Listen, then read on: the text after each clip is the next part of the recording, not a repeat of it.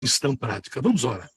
Senhor, te louvamos porque tu nos dás mais um dia, mais uma oportunidade de meditar na tua palavra, conversar sobre ela e estar junto aos nossos irmãos.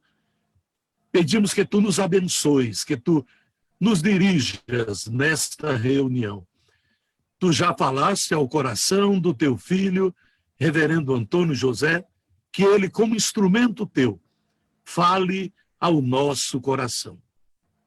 Oramos, ó Pai, agradecidos por tudo, em nome de Jesus. Amém. Amém, meus irmãos. Will, tá para compartilhar a tela, Will? Só um minutinho.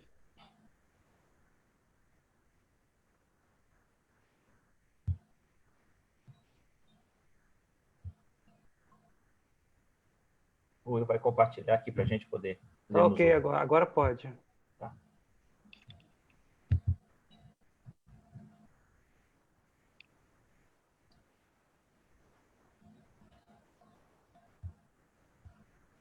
Só me dá um ok aí se vocês já estão vendo. Já estou vendo, Maurício.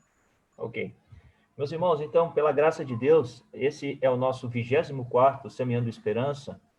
São 24 encontros que estamos aqui. Desde que iniciou essa pandemia, Deus tem nos dado a graça, o privilégio de podermos aos sábados estarmos aqui com os irmãos, sempre com os nossos pastores aqui trazendo palavras, irmãos abençoados de Deus, que sempre tem trazido da parte de Deus meditações ao nosso coração. Que Deus nessa manhã nos abençoe. Eu gostaria de convidar os irmãos a nós lermos esse trecho das Sagradas Escrituras no livro de Apocalipse. E o texto da Palavra de Deus diz o seguinte, Apocalipse 5, né?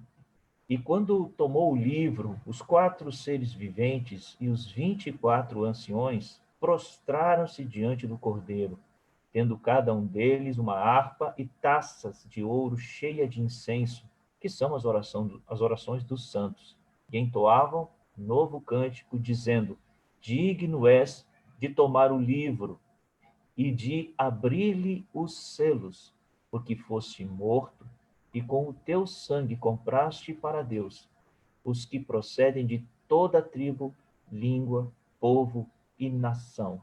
E para nosso Deus os constituíste reino e sacerdotes, e reinarão sobre a terra. Vi e ouvi uma voz de muitos anjos ao redor do trono dos seres viventes e dos anciões, cujo número era de milhões e milhões e milhares de milhares, proclamando em grande voz, digno é o Cordeiro que foi morto, de receber o poder, a riqueza e sabedoria e força e honra e glória e louvor. Então ouvi que toda a criatura que há no céu e sobre a terra, debaixo da terra e sobre o mar, e tudo o que neles há, estava dizendo, aquele que está sentado no trono e ao Cordeiro, seja o louvor, a honra e a glória e o domínio pelos séculos dos séculos. E os 4 seres viventes respondiam, amém. Também os anciões prostraram-se e adoraram. Glória a Deus pela sua palavra. Que possa ser uma realidade na nossa vida também. A adoração contínua, constante, eterna e perpétua ao nosso Deus. Aquele que nos comprou, aquele que nos chamou, aquele que nos vocacionou, aquele que tem sobre nós todo o domínio, que nós possamos, até o final, até o último respiro da nossa existência, louvarmos, pois somente Ele é digno de receber o louvor. Que Deus nos abençoe nesse dia, que essa palavra encha o seu coração. E é com grande alegria que nessa manhã temos conosco o reverendo Antônio José, que trará a palavra, a mensagem para o nosso coração, uma meditação. E essa programação de hoje, meus queridos, ela está sendo organizada em parceria com a Igreja Presbiteriana de Botafogo. Mas o nosso querido irmão Jorge, ele pediu também licença, porque hoje ele está com muito serviço na empresa, graças a Deus por isso, né? E ele está, então, trabalhando hoje, e ele pediu para a gente poder assumir, estar à frente desse trabalho nessa manhã. Então, a gente está em parceria, assim, como federação e como Igreja Presbiteriana de Botafogo, nessa manhã. Meu querido amigo, reverendo Antônio José, o senhor está com a palavra, que Deus lhe abençoe, meu irmão. O microfone, querido, tem que habilitar.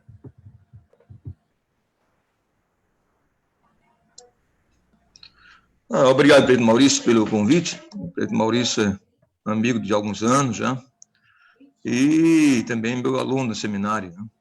Mas que bênção estarmos reunidos aqui nesta manhã e ver pessoas tão queridas, né? Algumas que eu já os conheço há longa data.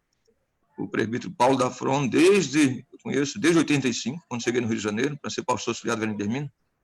O presbítero Paulo Dafron já era um líder da igreja aqui no Rio de Janeiro, um líder, especialmente do trabalho masculino. Ele sempre foi um entusiasta, né? Um estandarte de trabalho masculino aqui no Rio, e hoje muito conhecido no Brasil todo, como líder da UPH. Louvamos a Deus pela vida do nosso querido amigo, o reverendo Paulo Dafron. E diante de tantos outros, o presbítero Gilson, meu presbítero na igreja, o missionário Elan, que estou acabando de conhecê-lo, o Celso, o Jaime, o Will, que eu conheço o Will desde adolescente, né? Bem jovenzinho, né? Lá na UPA da Catedral, né?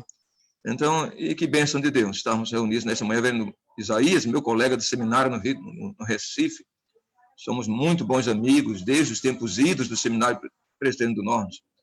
Então, queridos, é o assunto que o Preto Maurício nos deu para compartilhar com vocês, um assunto vasto, e não tenho a mínima pretensão de exaurir o assunto. Eu sempre digo isso, porque eu acho que nenhum pregador pode exaurir um assunto da teologia, né? A teologia é muito vasta. Guilherme, tudo bom? Tudo bom, Sayão? Prazer vê-lo, viu? Então nós não temos a pretensão, eu acho que às vezes tem teólogos que se arvoram disso, mas nenhum assunto da teologia pode ser exaurido, porque sempre tem alguma coisa a dizer mais, algum viés a ser tratado, que alguém não contemplou. Embora a teologia lide com valores absolutos, há áreas da teologia que tem que ser refletida e ainda tem que ser refletida, né? Então, nós não podemos pensar em termos de que a teologia tem valores estanques que jamais podem ser revistos ou refletidos, né? Não podem ser mudados, mas podem ser enriquecidos. Então, quando se trata da questão da esperança, é uma questão muito complexa, porque no século XX nasceu uma linha chamada Teologia da Esperança, com Jürgen Moltmann, é um teólogo alemão que é liberal, né? Mas eu sempre digo que os liberais têm momentos de lucidez, né? O João Calvino diz que a verdade de Deus é verdade na boca de quem for. Ou seja, eu não gosto do Leonardo Boff, da teologia de Leonardo Boff. Mas se alguém me perguntar uma obra de Boff, eu faço um resumo para você agora. Eu já li todas as obras de Boff, em português, todas as obras, e ele é um teólogo católico. Eu já li por quê? Porque isso se chama capital cultural. O que é capital cultural? É aquilo que você sabe, conversando, não precisa abrir o Google, não precisa pesquisar, você sabe. Simplesmente sabe, porque já leu. Então, tem muita gente que não tem capital cultural. O que vai dizer, vai pesquisar no Google para depois dizer. Então, ele não tem capital cultural. Até pastores, até doutores, né?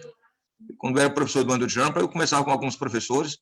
Eles diziam, Antônio José, a gente não sabe isso, que não é na nossa praia. Então, aí conversava, vamos conversar sobre, dizia um grande sociólogo mundial. O cara nunca tinha lido sociologia. Ele nunca leu os principais vultos da antropologia, da psicologia, mas é doutor. Por quê? Então conhece só a sua praia quando conhece. Então o conhecimento exige hoje que você tenha um conhecimento interdisciplinar. Então, o que é que se chama interdisciplinaridade? É um conhecimento que vai além do seu limite, vai além da sua área. Então, tem que ter um conhecimento chamado transversal. O conhecimento hoje caminha no mundo da transversalidade. Então, quando pensamos em esperança, vocês devem ter ouvido falar de um teólogo chamado Rubem Alves, que era pastor presbiteriano.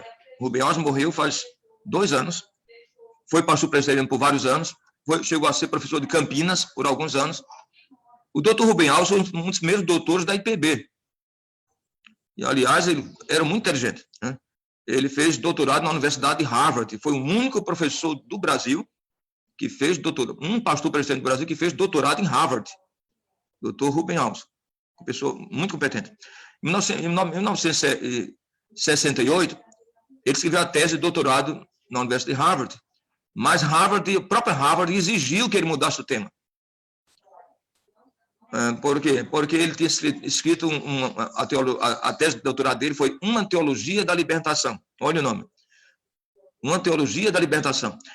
Mas o que aconteceu? Por causa do viés dele, que ele trabalhava com questões sociais, ele achava que a libertação não era somente a questão soteriológica, não era a libertação só da alma, mas era a libertação econômica, libertação da opressão, libertação do sistema. Então, quando viram um país capitalista como os Estados Unidos, 68, a Guerra Fria, Estados Unidos e Cuba, Estados Unidos e Rússia, em pleno período da Guerra Fria, escreveu um título, Uma Teologia da Libertação, acharam que aquilo parecia texto de russo. Antes era esse texto é meio complicado, esse texto está parecendo muito comunista. Então, aí sugeriram a ele que mudasse o tema, e ele mudou o tema da tese de doutorado dele, em 1968, para Uma Teologia da Esperança. Aí foi aprovado. Só porque mudou o tema, não mudou o conteúdo, mas mudou o tema da tese, e foi aprovado. Uma Theology of Hope, uma teologia da esperança. Mas, de fato, o conteúdo é uma teologia da libertação. Aí depois vem o Wilhelm Bultmann falando da esperança que a igreja perdeu. Ele chegou a dizer que as igrejas reformadas perderam a esperança escatológica, né? Ficaram só preocupados com a teologia do passado e perderam a esperança. Isso é o Rudolf Bultmann, o Wilhelm Bultmann. A igreja reformada perdeu a esperança escatológica. Só fala da esperança do passado. E, na verdade, você pode ver que nós somos saudosistas. Por que Calvino disse há 500 anos atrás? Por que Richard Baxter disse há 500 anos atrás? Por que John Owen disse 500 anos atrás? Então, pode ver que toda a nossa teologia está alicerçada no passado. Então, essa foi a crítica que estou conversando com vocês, que ensinei muitos anos de teologia contemporânea, e foi uma matéria que a gente tirou eu fiz essa matéria, o reverendo Isaías fez, não foi? Aliás, eu acho que nosso professor, reverendo Isaías, seu e meu, foi o reverendo Valmir Soares, de teologia contemporânea, no nosso seminário. Foi um grande professor, o reverendo Valmir Soares, professor do reverendo Isaías e meu. Então, ou seja, mais uma matéria a gente tirou, porque levava muito o aluno à reflexão, à ponderação, a repensar alguns aspectos da teologia, e acharam que essa matéria era perigosa, tiraram a matéria. A gente tirou, mas foi uma matéria muito... Eu li todos os teólogos, né, liberais, até mesmo para fazer análise crítica, né? Mas hoje eu converso com um seminarista, um teólogo liberal, fala sobre Bultmann. Ele não vai falar não, que ele nunca leu. Fala sobre Emil Brunner, ele não vai saber, não sabe nem quem é Emil Brunner, porque não estudou no seminário. Então, os grandes teólogos liberais do século XX, os seminaristas não conhecem. A gente só conhece os teólogos reformados, e quando conhece. Então, vejam bem, que eu estou dizendo isso, porque é muito importante. Então, ou seja, tem um teólogo da Igreja Independente de São Paulo, que ele faleceu recentemente, e ele escreveu muitos livros, e chegou a ser professor do Mackenzie, mas ele é catedrático da USP, mas foi professor do Mackenzie há alguns anos, depois, por pressão da Universidade do Mackenzie, especialmente da turma do Andrew Trump, tiraram ele. Mas ele falava muito comigo. Então, e ele disse a mim, eu não vou dizer o nome para proteger, mas ele escreveu uma obra muito... Ele tem vários livros em francês. Aí ele disse, Antônio José, a igreja pretende no Brasil pensa que eu não sou reformado. Eu creio nos 5 pontos do calvinismo, eu sou inerrantista, eu creio eu sou da linha da inerrância bíblica, mas só porque ele pensava algumas coisas diferentes em alguns aspectos, foi taxado liberal e expulsaram da universidade. Mas ele tem um livro em francês muito famoso, foi trazido, ele tem vários livros em francês, que ele escreve bem em francês. Então, ele escreveu um livro tratando justamente disso, né? Da esperança que a igreja perdeu. Né? Então, ele diz, olha, a igreja perdeu a esperança futura. Ele escreveu um livro com o título O Celeste por Vir. O nome do livro dele é um livro muito lido pelos pastores da Igreja Presbiteriana Independente. O Celeste por Vir. Então, ele vai tratar nesse livro, O Celeste por Vir, ele vai dizer que a igreja perdeu a esperança escatológica. Vocês estão entendendo? A esperança escatológica é a esperança no novo céus, nova terra. Você pode ver que o pastor presbiteriano não prega escatologia. Já percebeu? Que raramente um pastor presbiteriano prega escatologia. Quando ele vai pregar, ele prega os 5 pontos do calvinismo, prega alguma coisa que alguém falou no século XVI. Mas ele não prega escatologia. Por quê? Porque, de alguma forma, a nossa postura teológica, tudo isso aqui é a guisa de introdução da nossa reflexão. A nossa postura teológica é uma postura histórica, não é uma postura escatológica. Toda a nossa teologia está no passado. Eu sou presbiteriano, mas é verdade. Toda a nossa teologia está no século XVI. Tudo o que cremos, ninguém pensa diferente em nada. E nem pode pensar, nem é convidado a pensar. Você é convidado a assentir. O que é assentir? É confirmar tudo que alguém já disse. Você não pode pensar, é pecado refletir. Você não pode refletir, não pode pensar algo novo, que se pensar, o presbitério vai pensar que você é liberal. Se você tem alguma ideia, fica com ela e leva para o túmulo. Não fala para ninguém. Ou seja, para alguém não pensar que você é liberal. Então, toda a nossa teologia está baseada no alicerce do passado. Isso é muito importante entender. Mas, vejam bem, quando eu leio Calvino, você vai ver, às vezes não entendemos muito bem o pensamento calvinista. Calvino fala muito em valores escatológicos. Grande parte da teologia calvinista, ele tratava do novo céu e nova terra. Mas na época do século XVI, a briga da igreja contra a igreja católica levou a igreja a escrever cada vez mais confissões. Então a igreja esteve mais preocupada com questões soteriológicas e eclesiológicas, preocupadas com a salvação, a doutrina da predestinação e com questões da eclesiologia. E esqueceu da escatologia. Vejam bem, vocês creem, tem uma expressão muito usada na igreja presbiteriana, que é que nós vivemos entre o já e o ainda não. Muito bom. Mas eu vou ler para vocês só um versículo, tá bom? Que a partir desse versículo nós vamos tecer comentários. Se você tiver Bíblia, se não tiver, você escuta que a segunda carta de Pedro. Na segunda epístola de São Pedro, capítulo 3,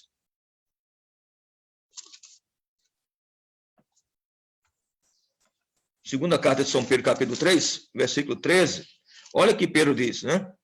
Nós, porém, esperando, vejam bem, versículo 12 e 13, esperando, né? Vem do verbo esperança, vem da substantiva esperança, esperando e apressando, esperando, não somente esperando, tendo esperança, esperando e apressando a vinda do dia de Deus, por causa do qual os céus incendiados serão desfeitos e os elementos abrasados se derreterão. Nós, porém, segundo a sua promessa, esperamos, olha aqui novamente o verbo esperar, esperamos novos céus e nova terra, nos quais habita a justiça. Temos a palavra esperança, esperança substantivo, né? E vem do verbo esperar. Então, temos esperança no versículo 12, esperando e apressando, né? Esperando e apressando a vinda do dia de Deus. E o versículo 13, esperamos novos céus e nova terra, nos quais habita a justiça. Então, vejam bem, já oraram por mim, então nós não vamos orar novamente. O Isaías fez uma oração ungida e abençoada.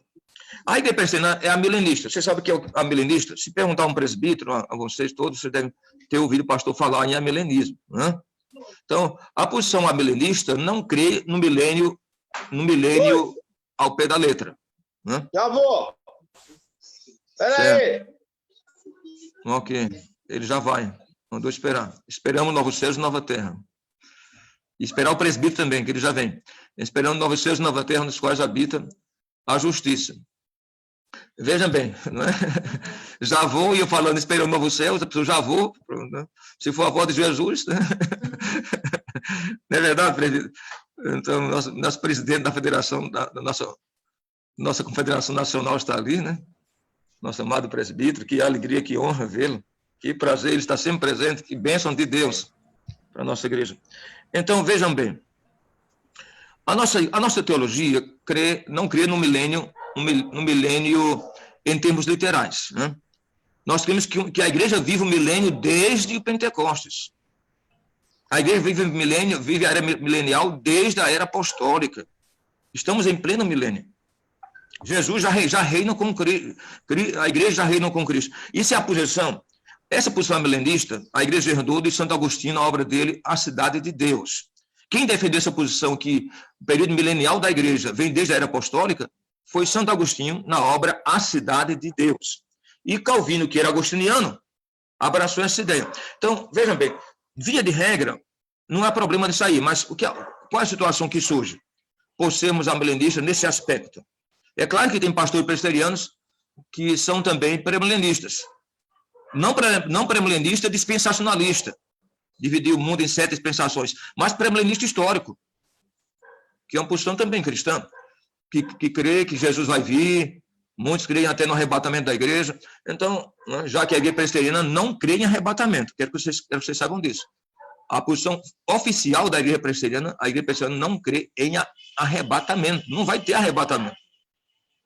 Então, embora muitos pastores preguem isso, e se você for perguntar a um crente normal, de coração, pergunta a dona Joaninha da Silva da SAF, pergunta o que ela crê. Ela crê que Jesus vai voltar e Jesus vai arrebatar a sua igreja. O crente comum na igreja presbiteriana, ele crê no arrebatamento. Que o pastor ensina ou não ensina, ele está crendo que Jesus está chegando para levar a igreja. Nós não cremos que Jesus vai levar a igreja. A igreja cristã reformada não crê nisso.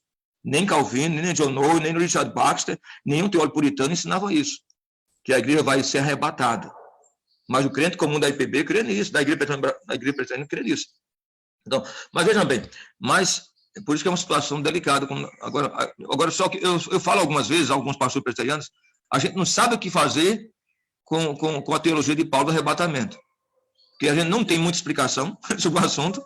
A explicação é um pouco não muito convincente, mas a gente simplesmente, muitas vezes, foge desse texto de 1 Tessalonicenses 4, 3 a 18, que Paulo trata do arrebatamento. A gente prefere não tratar. Então a via de regra, os pastores presbiterianos não tratam disso, e quando tratam, dizem, não, aquele ali, Paulo queria dar outra explicação. É muito complexo. Não vou entrar nas questões escatológicas, mas eu conheço muitos, inclusive o doutor, foi meu professor, né? Do doutor Charles Robert Sproul, foi meu professor de teologia, e foi meu orientador da tese, da minha tese, doutor Charles Sproul, um dos maiores teólogos reformados do mundo. E ele dizia, olha, a verdade é que nós não sabemos o que fazer com a doutrina do arrebatamento. Olha o que ele falou. E ele tem um livro, Os Últimos Dias Segundo Jesus. Ele tem um livro escatológico. E ele dizia em sala de aula para os alunos, na verdade, nós reformados não sabemos o que fazer com a teologia do arrebatamento. Então, olha, veja que coisa. Então, mas vejam bem, mas quais são o que é que está no nosso coração como esperança escatológica? Qual a esperança escatológica? Uma das coisas que eu vejo, digo a vocês de todo o coração como pastor, eu sempre digo que a gente tem que, às vezes, aprender alguma coisa até de outras denominações. O que precisaríamos aprender, por exemplo, dos batistas? Não é teologia, mas o zelo missionário dos batistas. Eles têm um zelo por missões muito grande. Eles têm aqueles alvos, né? Todas as igrejas batistas de março tiram ofertas para missões nacionais. E tem um alvo para cada igreja. Imaginemos, cada igreja vai levantar 10 mil para junto missões nacionais. E geralmente cada igreja suplanta o alvo. Esse alvo vem lá de cima, vem da Convenção Batista. Em setembro, missões estrangeiras. Então, toda igreja tem que levantar dinheiro para missões estrangeiras e tem um alvo. Então, o crente batista, desde a classe de juniores, que nós chamamos na nossa igreja de UCP, tem a classe de juniores, já levanta cofrinho, dinheiro para junto missões nacionais e estrangeiras. Então, o crente batista já cresce cheirando missões. Então, nós teríamos, mesmo com reformados, aprender dos batistas o zelo, o ardor e o afã missionário. O que precisaríamos aprender dos pentecostais? Por exemplo, a Assembleia de Deus, os pastores pregam muito sobre a antiga Assembleia de Deus, pregavam muito sobre o arrebatamento. Jesus vai vir, se prepare. Você pode ver que essa compreensão de se prepare, Jesus está chegando, não existe na igreja presbiteriana. Por que não existe? Eu vou explicar a vocês. Porque a doutrina milenial não espera que Jesus volte agora. Se você começar com um teólogo, não, é bobeira dizer que Jesus está chegando, ele pode voltar daqui a 5, 10 mil anos, ninguém sabe quando vem. Porque a doutrina milenial não nos leva a crer que Jesus está chegando. Vocês estão entendendo a situação? Então é um perigo para a gente nós baixarmos a guarda. Porque a doutrina milenial não abre margem para crer que Jesus está chegando a qualquer momento. Então, por isso que eu vejo como preocupação. Quando eu vejo o crente dizendo, olha, Jesus está chegando, se prepare, pode ser que eu diga que a teologia dele do arrebatamento está errada. Mas o zelo dele de se preparar, se precaver que Jesus está chegando, está certo. Ele está certo nessa preocupação. Eu acho mais certo do que a gente está pregando algo, dizendo Jesus não vem. Aliás, eu vi um artigo esta semana, o Maurício conversando comigo, disse, eu gostaria que o senhor falasse sobre esperança. Eu pensei, vou falar sobre esperança escatológica. Aí fui lá no site Monegismo, só para ver. E tinha um artigo de um colega nosso, dizendo, olha, esse negócio, tem pastor pregando, Jesus está chegando daqui a pouco, ele deve mudar a mensagem, ninguém sabe quando Jesus vem. Meu amigo, Mas que doideira é essa? Um pastor ele vai tirar o quê? Quer tirar o desejo da pessoa que Jesus volta? Não, o pastor não pode pregar que Jesus está chegando, que ninguém sabe quando é que ele vem. Meu amigo, uma teologia dessa é um tiro no pé. Vocês estão entendendo? Se eu pregar que Jesus não está chegando, eu vou dizer que o crente não precisa nem orar. Não precisa se cuidar, porque Jesus não chega nem tão cedo, porque ele pode vir daqui a 5 a 10 mil anos, ninguém sabe quando ele vem. Meu amigo, é um perigo esse negócio. Então, é por isso que eu vejo que, quando eu vejo a teologia de Jesus, eu vejo, isso é muito interessante. Inclusive, quem fala isso é o Dr. Assis Pro, no livro a Segunda Vinda segundo Jesus. Ele vai dizer que mais de 70% das parábolas de Jesus foram parábolas escatológicas. A parábola da grande ceia. Lembra vocês? Que o homem chamou as pessoas no futuro para participar da ceia. Os 10 talentos, parábola escatológica.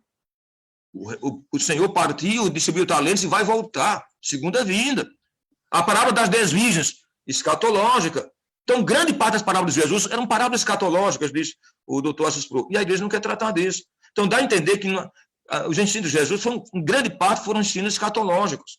Por que não vou preocupar com isso? Então, quando pensamos, agora, se pensar na teologia de Paulo, a gente vai ver que grande parte da teologia de Paulo tratava de escatologia. Então, como é importante pensar nesse aspecto? Então, existe, de fato, o que é chamado de esperança escatológica. Mas eu digo a vocês, como pastor e como teólogo que sou também, essa é uma expressão que muitos pastores reformados não gostam, viu? Quero falar para vocês. Até doutores da igreja. Porque você diz, olha, o crente tem que ter esperança escatológica de que Jesus vai voltar. Isso cheira a pré-milenismo para eles. Isso cheira a gente que não é milenista, não é reformado, não é calvinista. Esperança escatológica, isso é coisa para pentecostal, para batista, até para adventista, né? A igreja adventista fala muito na segunda vinda de Jesus, né? Daí porque o nome adventista, né? Igreja do advento, adventista que vem disso, vem da palavra advento, segunda vinda, né? Igreja adventista, é a igreja que deseja que Jesus volte. Então, vejam bem, então, quando fala disso, esperança escatológica, epa, esse cara não é muito reformado, não, falando de esperança escatológica, porque geralmente quem fala de esperança escatológica são pré-milenistas. É gente que está esperando Jesus vir a qualquer momento. Então, meu querido, eu posso ser um bom reformado, eu falo isso na minha igreja, eu falo muito sobre escatologia. Aliás, estou estudando com a igreja desde o ano passado, desde novembro, versículo por versículo, estou estudando Apocalipse. Ontem à noite, eu abordei Apocalipse capítulo 18, versos 9 a 24. Estamos estudando versículo por versículo, todo o material apostolado, então está tudo pronto. E eu estou estudando com a igreja há um ano escatologia. Pastor Presbiteriano, não estou estudando isso. Por quê? Pastor Presbiteriano reformado não estuda escatologia. Porque ele acha que isso não é preocupação presbiteriana. Preocupação presbiteriana é defender os 5 pontos do calvinismo. Né? Então, pode ver que a nossa teologia, nossa preocupação é histórica. É defender a teologia histórica. Não é abordar a escatologia. Por isso, quando trata de esperança escatológica, alguém diz, esse indivíduo deve estar... Eu acho que ele é mutimaniano, segue o Remutman. Ou esse indivíduo é pré-milenista. Não é milenista. Então, a esperança escatológica, deploravelmente, é uma expressão que é usada hoje para identificar aqueles que não são reformados. Então, é triste isso.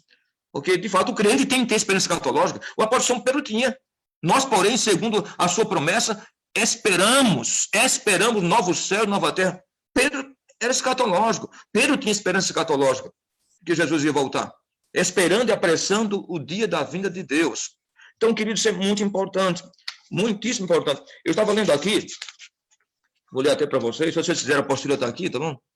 Um breve estudo sobre a esperança escatológica, pode pedir a mim que eu mando para você, tá bom? Tem muitas citações de Dr. Assis Pro e grandes outros teólogos também. Então, há um grande, por exemplo, então, olha o que diz aqui Dr. Assis Pro, no seu livro, o Evangelho, Os Últimos Dias Segundo Jesus. Ele diz que há 2 perigos no cristianismo, inclusive para um reformado, Dr. Assis Pro. Primeiro, é a escatomania. Ver tudo que acontece no mundo como cumprimento de escatologia. Né? Qualquer coisa que acontece, então alguém, o presidente Trump adoeceu de Covid. Está vendo? Ó? Jesus está chegando. O presidente Trump adoeceu. Quer dizer, Então, já é, ele diz que já é uma pessoa escatomaníaca, vê tudo como cumprimento de profecia. Mas o maior perigo para o reformado, olha o que diz, que está dizendo, o maior perigo para o reformado é a escatofobia. É o crente que tem medo de tratar da segunda vinda. E ele diz que, via de regra, o presbiteriano tem medo. Quem diz é um grande teólogo reformado, doutor Assis Pro. Que o primeiro perigo é a escatomania, ver tudo como cumprimento de profecia da vinda de Jesus. Mas o segundo perigo da cristandade é a escatofobia, especialmente para o reformado. O escatofóbico é aquele que tem medo de tratar da segunda vinda. Parece coisa de tabu, a gente não fala na igreja. E parece que o crente também não quer escutar, sabia? Eu lembro, eu era missionário. Marilena, minha esposa, está aqui perto, ela sabe. E eu alcancei muita gente na obra missionária, né? Deus me usou para levar muita gente para Cristo. Mas eu estava visitando um senhor que era dono de muitas terras. Para você imaginar, ele tinha cerca de 500 mil pés de cacau plantados, 500 mil pés de cacau. O homem tinha terra sem fim, na região do Pará. E eu fui visitá-lo, ele recém-convertido. Eu fui lá e conversando com ele, eu disse, pois bem, o nome dele era seu Almir, um homem riquíssimo, muito, muito, muito rico. Eu disse, pois bem, seu Almir, Jesus está voltando, graças a Deus, ele convertido. Jesus está voltando, eu visitando a fazenda dele, uma das fazendas, o senhor está voltando, eu como missionário, presbiteriano, o senhor está voltando, Jesus está voltando, glória a Deus, o Senhor Jesus está voltando. Pastor, pelo amor de Deus, não diga uma coisa dessa.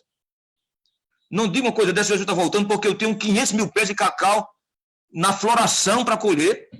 Eu tenho muito cacau para colher. Não diga que Jesus está voltando. Olha, veja bem, tem crente que Jesus não quer que volte porque ele tem outras prioridades. É o cacau que está na floração, é a casa de campo que ele comprou, é o dinheiro que está na especulação financeira que ele quer ainda lucrar. Tem medo que Jesus volte e os bens fiquem para não sei para quem. Então vejam bem que as nossas preocupações não são necessariamente escatológicas. Por isso que o Dr. Assis Pro diz que os dois grandes perigos do reformado primeiro é a escatomania, ver tudo como profecia. E isso é que a gente não tem. Se há uma coisa que o reformado não é, escatomaníaco, porque ele nem trata disso. Então, a escatomania, de quem é escatomaníaco são pentecostais, e tudo veio como profecia. Mas outro perigo, mas o maior perigo do reformado é a escatofobia. É o medo da escatologia. É o medo de tratar desses temas. E a gente não trata porque o amilenismo não abre margem para isso. O amilenismo não crê em arrebatamento. Por que eu vou orar para Jesus voltar logo? Se ele não vai vir nem tão cedo. Aí a pessoa colocou lá no artigo, olha, tem pastor pregando, Jesus está chegando, a gente não pode dar essa ênfase porque ninguém sabe quando é que ele volta. Meu amigo, isso é um tiro no pé teológico. É um doideiro o cara dizer isso. Não tem o mínimo sentido. Se eu fosse ser a minha igreja, da governador, Jesus não vai voltar, que não precisamos se preocupar tanto, Jesus não vai chegar nem tão cedo. Meu amigo, eu estou desincentivando a igreja, desmotivando a igreja a se preparar. Aí você vai encontrar centenas de textos nos evangelhos, vigiar e orar, dezenas só nos evangelhos, 4 evangelhos, vigiar e orar porque não saber se o dia, a hora, quem virá o Filho do Homem. Então, a teologia no Novo Testamento é uma teologia plenamente escatológica. Eu não vou citar aqui, se você for pegar a chave bíblica, tá bom? Eu não peguei a chave bíblica, eu estive olhando a chave bíblica, há dezenas de textos falando sobre esperança, né? Mas dezenas de textos para saber qual o cumprimento, para o cumprimento e chamamento da vossa esperança, Efésios 1:18. Então, porque o Deus da esperança vos enche de todo gozo, paz no vosso crer, Romanos 15:13. Como Abraão esperamos contra a esperança, Romanos 4:16. Gloriemo-nos na esperança da glória da vinda de Deus, Romanos 5:2. Porque em esperança somos salvos, Romanos 8:24. Cristo em vós, a saber, Cristo em vós, a esperança da glória, Colossenses 1:17. Estando firmes em Jesus Cristo, a nossa esperança, 1 Tessalonicenses 1:13. E assim vai por aí. Temos posto a nossa esperança no Deus vivo, 1 Timóteo 4:10. Guardemos firme a confissão da esperança sem vacilar, porque aquele que fez a promessa é fiel. Hebreus 10:23. E assim, o Senhor nos regenerou para uma viva e doce esperança. 1 Pedro 1,3. Então, há dezenas de textos falando sobre esperança.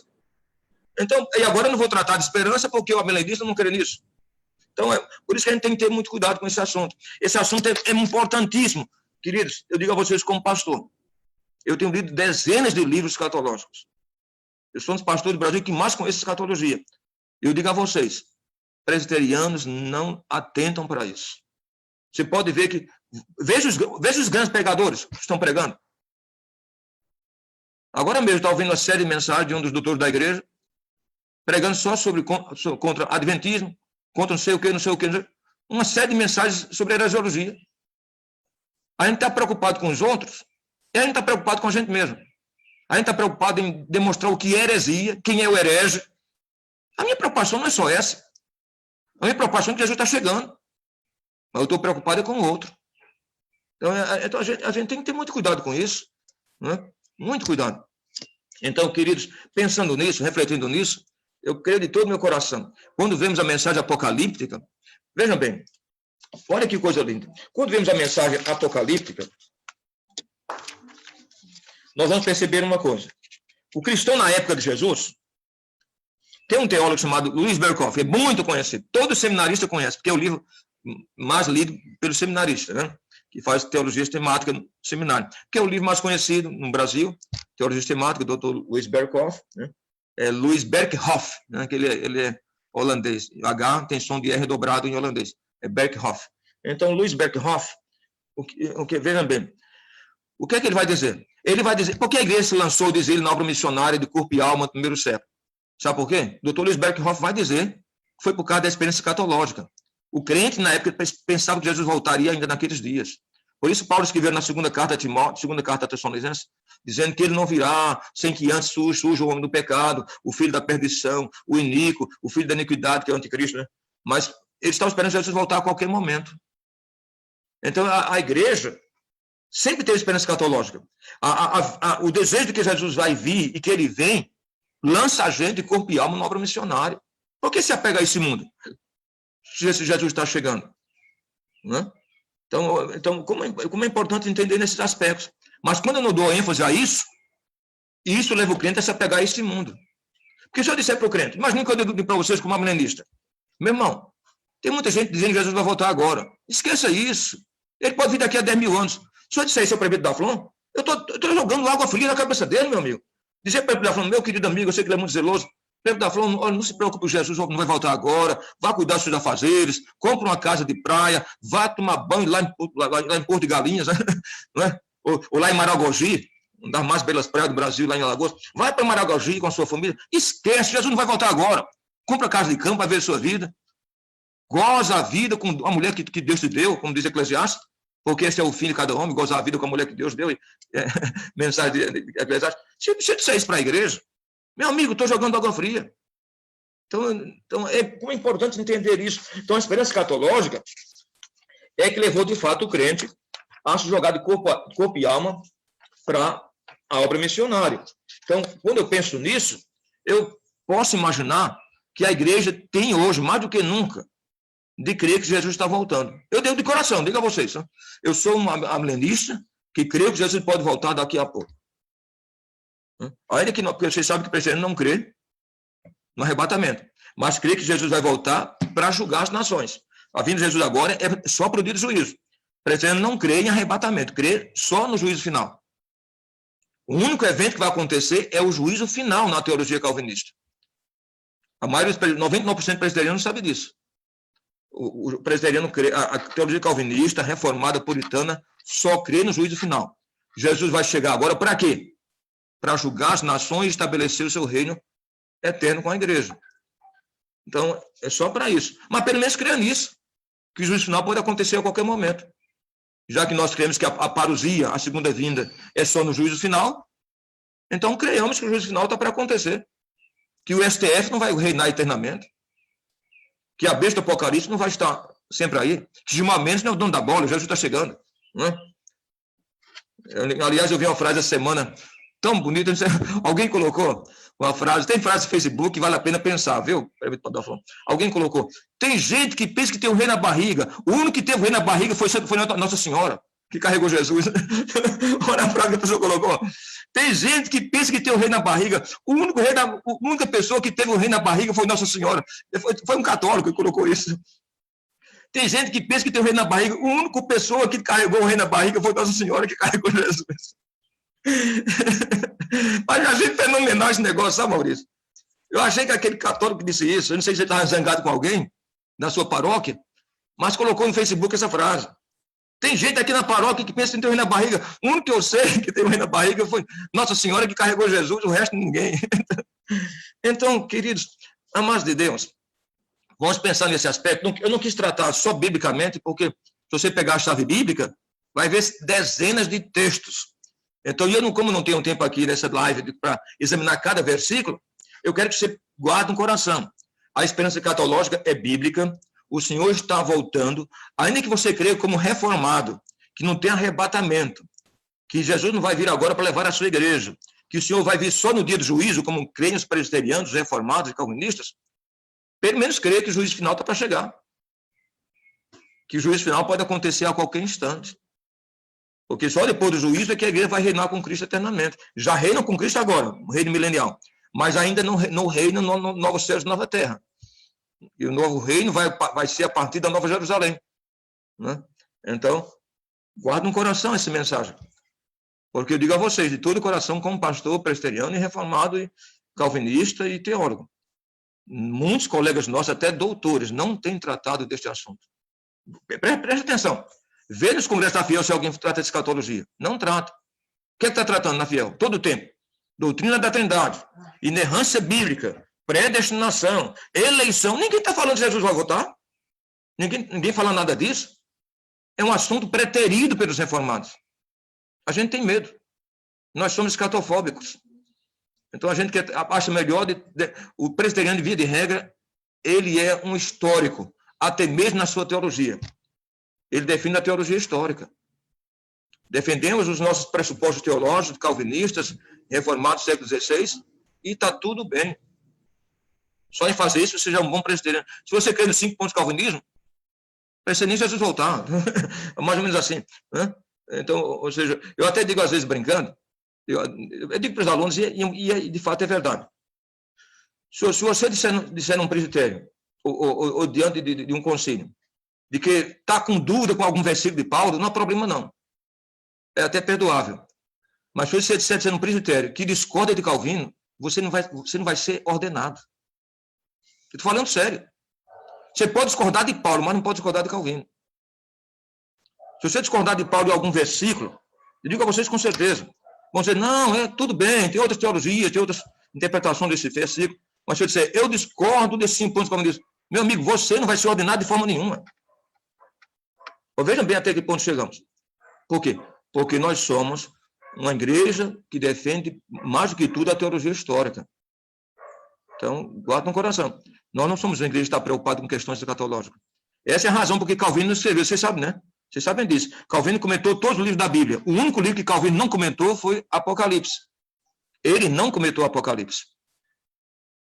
Por quê? Porque ele disse que não iria comentar um livro que ele não tivesse ter certeza de que a sua teologia era a única interpretação possível. Como o Apocalipse abriria mais de uma interpretação, ele se sentia inseguro. Ele disse, não vou tratar de um livro em que eu não sei se a minha posição é a única posição plausível, verdadeira. Pode ter outra interpretação, além da minha. Então, ele gostava de dizer para Calvino, o que ele interpretou é o que ele interpretou, não tem outra interpretação. Não tem outra. Calvino cria nisso, viu? Que ele era um fiel intérprete das Escrituras. Então, queridos, que Deus abençoe muito vocês, mas esse é um assunto tão lindo, um assunto maravilhoso, mas eu prefiro ficar com Pedro, né, de todo o coração. Nós, porém, segundo a sua promessa, esperamos novos céus e nova terra, nos quais habita a justiça.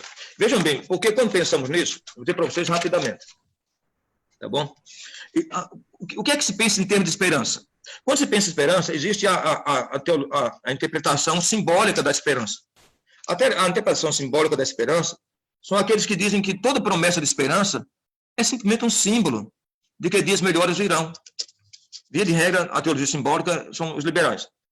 Segundo, aquela posição da teologia da esperança, teologia futurista, de que grande parte da esperança trata de temas futuros, como novos céus, nova terra, estabelecimento do novo reino de Cristo com a sua igreja.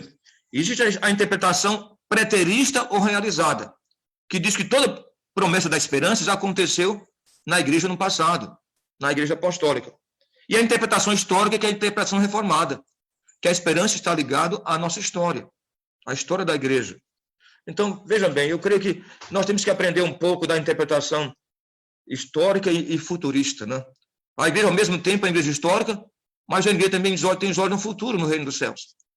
Então, não podemos ficar só com a interpretação histórica, até mesmo nossa interpretação hermenêutica é o nosso método histórico. Qual é o nosso método? É a interpretação que nós cremos que o texto só tem um sentido, que é o sentido dado pelo autor no passado, quando escreveu o texto. Né? Então, essa é a nossa interpretação, porque a nossa interpretação da esperança é a interpretação histórica. Mas existe a interpretação futurista da esperança, o que nós temos que aprender um pouco com estes, de que grande parte da teologia trata de bênçãos futuras, de promessas futuras. E por isso que vale a pena nós refletirmos e guardarmos no coração. Eu quero citar até algumas obras, se você quiser ler, obras boas para ler. Lê o Dr. Assis Sproul, R.C. Sproul, na sua obra Os Últimos Dias Segundo Jesus, lançado pela Casa Editora Presbiteriana. É um bom livro pequeno que eu quero sugerir para você. Procure na Casa Editora Presbiteriana, a nossa editora Cultura Cristã, diga, o pastor Antônio José sugeriu, foi meu professor nos Estados Unidos, Dr. Assis Sproul, aliás, um amigo pessoal, viu? Eu estive na casa do Dr. Assis Sproul algumas vezes. Então, ele gostava de mim. Então, fui algumas vezes na casa dele para jantar. Homem de Deus. Homem maravilhoso. Então, Os Últimos Dias Segundo Jesus. Lê o que o Dr. Assis Sproul diz. Então, tem outro livro maravilhoso que é A Bíblia e o Futuro, do Anthony Huckman. O reverendo Isaías conhece essa obra. A Bíblia e o Futuro, Anthony Huckman. H-O-E-K-E-M, né? H-O-E-K-M. É um livro lançado também pela Editora Cultura Cristã. Esse do livro vai tratar muito de esperança. Dr. Antônio Huckman e a Bíblia e os últimos dias segundo Jesus. O Senhor abençoe vocês. Deus abençoe muito sua preciosa vida. Eu agradeço todo o meu coração por essa reflexão histórica e teológica, né, para vocês. Então, e os textos da Bíblia são tantos sobre esperança que eu até tirei uma cópia aqui. Coloquei na minha Bíblia aqui, você tem chave bíblica em casa, veja, tantos textos que tratam sobre esperança. Então, é um assunto muito importante. Então, e nós somos os teólogos da esperança, deveriam ser, né? Presbíteros da esperança, diáconos da esperança, pastores da esperança. Porque, meu amigo, se eu tiver esperança do coração do crente, o que vai sobrar? Nada. Pense em Dona Joaninha da Silva, que não tem nada nesta vida. É sério mesmo. Está com 70 anos, mora em casa de aluguel, recebendo 800 reais por mês, e até a esperança que ela tem que Jesus vai voltar, eu tiro do coração dela. O que vai sobrar dessa irmã presbiteriana? Aquela irmãzinha simples, humilde, que crê que Jesus está chegando, aí eu vou dizer, minha irmã, fique despreocupada, Jesus não vai voltar não. Meu amigo, vocês são pessoa, é um tiro no pé, eu estou tirando a esperança dele. Tem muita gente que a única esperança que tem nessa vida, de que a vida vai melhorar para ele, é que ele vai participar do novo céu e nova terra. Você entendeu? Uma pessoa que se já era pobre, com a pandemia se miserabilizou mais ainda. A única esperança que ele tem é que Jesus vai voltar, e eu vou tirar essa esperança. Que pastor estou sendo? Então, essa é a verdade. Tem muita gente que não tem nada. Sabe o que ele diz? Olha, eu não tenho casa de aluguel, eu moro em casa de aluguel, eu não tenho nada nessa vida, mas minha esperança é que meu rei vai voltar e eu tenho uma mansão celeste. Isso é lindo isso. Agora, se eu, como a mulher disser, não pode, se pode pregar isso, ninguém sabe quando é que ele vai voltar, ele pode voltar daqui a 5 a 10 mil anos. O que é que eu estou fazendo? Que mensagem é essa? Que doideira é essa? Que loucura é essa? Colocar até em artigo. Então, mas é gente importante, quem vai contestar? E por que pareça, ele está certo, como reformado. Né? Ou seja, a reforma não dá muita ênfase a isso. Né? A nossa teologia amilenista não abre margem para Jesus voltar daqui a pouco. Então, queridos, eu prefiro ficar com a teologia da esperança, no bom sentido, ser um teólogo da esperança. Eu gostei muito dessa ênfase que foi dada no grupo aqui para o Maurício, né? desse grupo de reflexão da UPH do Rio, Presbitério do Rio. Que bênção, né? Temos que ser conhecidos como o PH da esperança, né? Homens da esperança, não é Presbítero da Flão? Nós somos homens, o PH é composto de homens da esperança que crê que Jesus vai voltar. Não importa quem não creia. Nós somos homens da esperança, não é, Presbítero Alberto? Jesus vai voltar. Eu creio nisso. Se vai ter arrebatamento ou não, eu creio que ele vai voltar e a igreja vai reinar com Cristo eternamente. Eu não posso pregar contra isso. Não posso. Então, me perdoe aqueles que são teólogos somente históricos, né? Precisamos ser presbíteros da esperança, o PH da esperança. Que o Senhor abençoe muito suas vidas. Eu estou feliz com essa oportunidade que Deus nos propiciou, nesse momento, de comentarmos com vocês esse assunto tão relevante. Muito obrigado, Maurício. Deus abençoe muito sua preciosa vida. E todos aqui que aqui estão nesta manhã gloriosa, bela, radiante que Deus nos deu. Amém. Amém, meu querido reverendo, amigo. Nesse momento a gente, como é de costume, né, nós temos um momento de bate-papo, de interação, de pergunta, resposta, né, aqueles que quiserem fazer algum tipo de observação também, a gente vai liberar o espaço aqui. Mas eu gostaria de começar a provocação na conversa. O pastor falou sobre Multmann, eu estive lendo alguns artigos dele, né, alguns livros dele. Eu tenho o livro da Trindade dele, que fala sobre a Trindade, e é interessante o testemunho dele, e é interessante isso porque corresponde isso que o reverendo Antônio José falou por último, que se você está vivendo uma vida muito tranquila, né? Um pouco baixo, Maurício. Oi? Tá baixo? Tá um pouco baixo. Ah, tá bom, vou puxar para cá. Então, eu estava falando que eu estava fazendo algumas leituras e li também sobre Multmann. E colabora com isso que o reverendo Antônio José falou, no sentido de que se você está vivendo uma vida tranquila, né? Se a sua caderneta de poupança tá repleta lá de dólares, né? Se a sua saúde vai bem, se existe paz no seu lar, né? É tranquilo você não buscar, né, de repente, a vinda de Jesus, porque você está vivendo uma vida muito tranquila, né? Mas como fala isso? Como falar de uma vida tranquila para alguém que está com os dias contados ali por conta de uma grave doença, de um câncer, né? Ou de outra doença que está ali por vir, para lhe ceifar a vida? Ou como você vai falar, né, para alguém ficar tranquilo após uma guerra, como foi a Segunda Guerra Mundial, né? Um contexto, né, onde que nasceu, né, a teologia de Multmann, né? Como é que você vai dizer para ele, não, toque a sua vida, né? Vá em paz, Jesus não vai voltar. Quer dizer, a única coisa que as pessoas realmente podem se agarrar é a esperança, e uma esperança escatológica, ela nos dá força. É isso que eu acho muito interessante no cristianismo, porque a esperança escatológica nos impulsiona, né? Nos coloca para frente, nos motiva, no sentido de vamos, talvez isso que o reverendo falou é muito próprio, né? Impulsionou a igreja também a ir avançar para a obra missionária, né? Então, essa esperança que devemos ter é muito real para aqueles que estão passando por grandes dificuldades, né? Talvez a nossa vida tranquila, né? Talvez ela não nos dá essa possibilidade de buscarmos mais esperança. É como mais ou menos eu ficar em casa, né? Que a gente tanto ouviu aí nas nossas mídias. Fica em casa. Tudo bem se você tem dinheiro para pagar suas contas, né? Se está tudo bem. Mas e se você tem que trabalhar para botar pão na mesa, como é que fica? Como é que vai ficar em casa se você não tem, se a geladeira não está abastecida? Como é que vai ficar em casa? Então, não é fácil ficar em casa quando tudo vai bem. Mas como é que eu vou dizer para um funcionário que ganha um salário mínimo que ele tem que ficar em casa? Não tem como, ele tem que sair para trabalhar. Como é que eu vou dizer para aquele que não tem segurança nenhuma que a casa dele está tudo bem? Não está bem, não, ele tem que correr atrás da vida dele. Falar que está tudo bem quando o filho está com fome. Quero ver como é que a gente vai falar. Como que um pai vai dizer isso para uma criança que está com fome?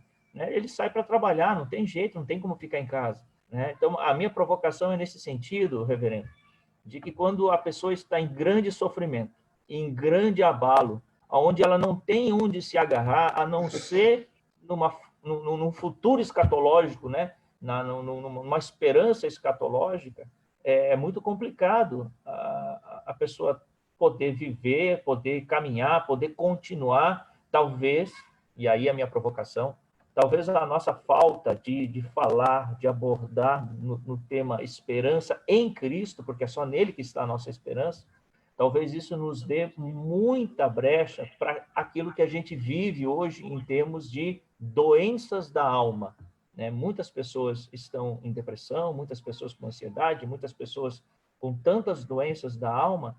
Será que é porque elas não têm mais esperança?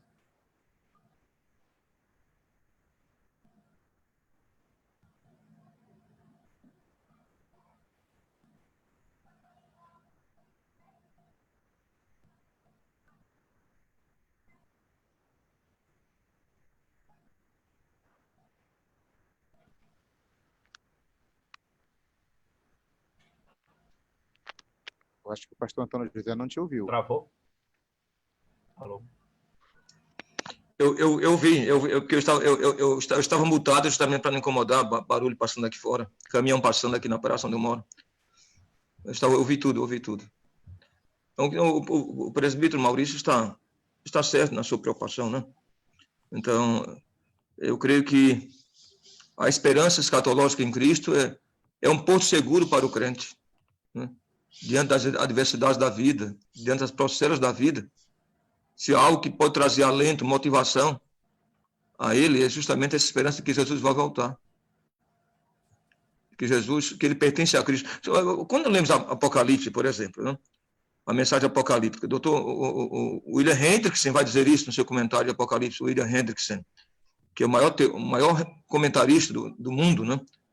Então, esse reformado. Ele vai dizer que Apocalipse foi escrito justamente para isso, para trazer refrigério lenitivo à igreja sofredora, da época do imperador Domiciano César, que matou milhares de crentes, foi um dos piores perseguidores da igreja, foi Domiciano, na época do apóstolo João, matou milhares de crentes. Então, Apocalipse foi escrito para trazer motivação à igreja, e Deus nos enxugará dos seus olhos toda lágrima, a morte já não vai mais existir. Apocalipse capítulo 7, versos 16 e 17. Deus enxugará dos olhos toda lágrima, a morte já não vai mais existir, não haverá mais pranto, nem dor, nem clamor, porque as primeiras coisas já passaram, isso tudo se fez novo, e o Cordeiro vos apacentará e vos levará a águas de descanso. Olha que promessa para a igreja sofredora. Então, o crente que ia morrer no Coliseu Romano, a única coisa que restava para ele era a esperança escatológica. Eu vou morrer, mas a minha esperança é que eu vou reinar com Cristo. É que meu Senhor, eu vou ser recebido nas mãos do meu Senhor.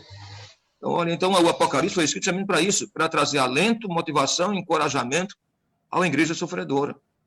Então, nesse mundo, nesse contexto de hoje, a esperança escatológica em Cristo é uma das únicas coisas nesta vida que serve de ponto seguro para o crente. Muito boa a sua a questão que você levantou para esse brainstorm, né? Brainstorm é uma expressão muito usada aí nas empresas mundiais, né? Brainstorm é um tipo de tempestade de ideias, né? Então, momento discursivo, eles chamam de brainstorm. Então, eu vou usar essa expressão aqui para vocês, tá bom? Uma expressão nova, quando for dizer, brainstorm. Vamos agora abrir para um brainstorm. Brainstorm, justamente diz, para um momento de discussão, tá bom? Então, a questão do Maurício levantou uma questão muito importante nesse brainstorm. Quem vai falar mais aí? Reverendo Antônio José, Paulo da Flon. Meu querido amigo prefeito da Flon. Primeiro é para tranquilizar um pouco o senhor, tá? Eu sou um presbítero com veia sistemática também. Aqui na minha biblioteca, aqui, entre aspas, só tem teologia sistemática. Primeiro, para tranquilizar o senhor, eu chamaria que nas igrejas, eu vou dar um nome que é meio pejorativo, mas vai funcionar. Nas igrejas do baixo clero, sim, as igrejas de periferias, se prega assim, reverendo, que Jesus Cristo está voltando, tá? Eu acho que as igrejas de elite, talvez, né, pela formação dos pastores, mas nas igrejas aqui das periferias do Rio de Janeiro, se prega em arrebatamento da igreja e que Jesus Cristo está voltando. O senhor falou muito certo. Se tirar essa esperança do meu coração, que ele está voltando, o que eu vou viver? Nada. O Banco Itaú não vai gostar muito de saber que eu posso ser arrebatado, porque as minhas dívidas lá vão ficar sem pagar. Mas é um problema muito sério. Então, nessa área aí, outra coisa que eu queria perguntar ao senhor, se na área da sistemática, dos calvinismos, tem muita coisa ainda para ser escrita, porque quando eu pego um livro sobre teologia sistemática, que não é escrito pelos históricos que o senhor falou, aqueles estudiosos do passado da Reforma, parece que é tudo copiado. E ainda existe alguma coisa para ser escrito. Quando eu pego um livro, Teologia Sistemática, de teólogo contemporâneo, eu fico com aquela dúvida, pastor. Eu já li isso aqui em algum lugar. Principalmente as doutrinas da graça. Parece que todo mundo está repetindo o que essa turma aí de Calvino, de Kuyper, sei lá, esse pessoal escreveu. Existe mais alguma coisa nova para ser escrita nessa área? Olha, essa é uma pergunta tão importante, meu senhor. O Paulo da Flon fez uma das perguntas mais importantes da teologia nos nossos dias. Sabe por quê? Porque os reformados creem que não há nada de novo a ser pensado. Eu vou dizer a você a posição, vou dizer ao meu presbítero da Flon, a posição dos reformados. Necessariamente, sou reformado, não necessariamente, eu não penso assim totalmente. Imaginemos que nós quiséssemos pensar até mesmo em termos de teologia prática. Existe a teologia formada, que é a ortodoxia, e existe a teologia ortopraxa. Como é que essa teologia vai para a prática? Por exemplo, há temas de hoje e preocupações que não eram do passado. Então, por exemplo, a questão dos adictos. O mundo das drogas hoje. Calvino nunca não conheceu isso. Um mundo que fumava maconha, droga, crack, e assim por diante. Quer dizer, o mundo de hoje. Essa crise mundial de gente com depressão. Não era um problema da época de João Calvino. Então há muito essa pandemia. Como é que a igreja vai criar uma teologia em meio a essa situação de pandemia? Então, ou seja, há muitos temas de hoje. O mundo foi abalado por 2 grandes guerras mundiais do século XX. Há muitas preocupações na área da ortopraxia que a igreja tem que repensar. Mas o que acontece com a gente? A gente acha que toda ortopraxia é fruto da ortodoxia. Então a gente não pensa.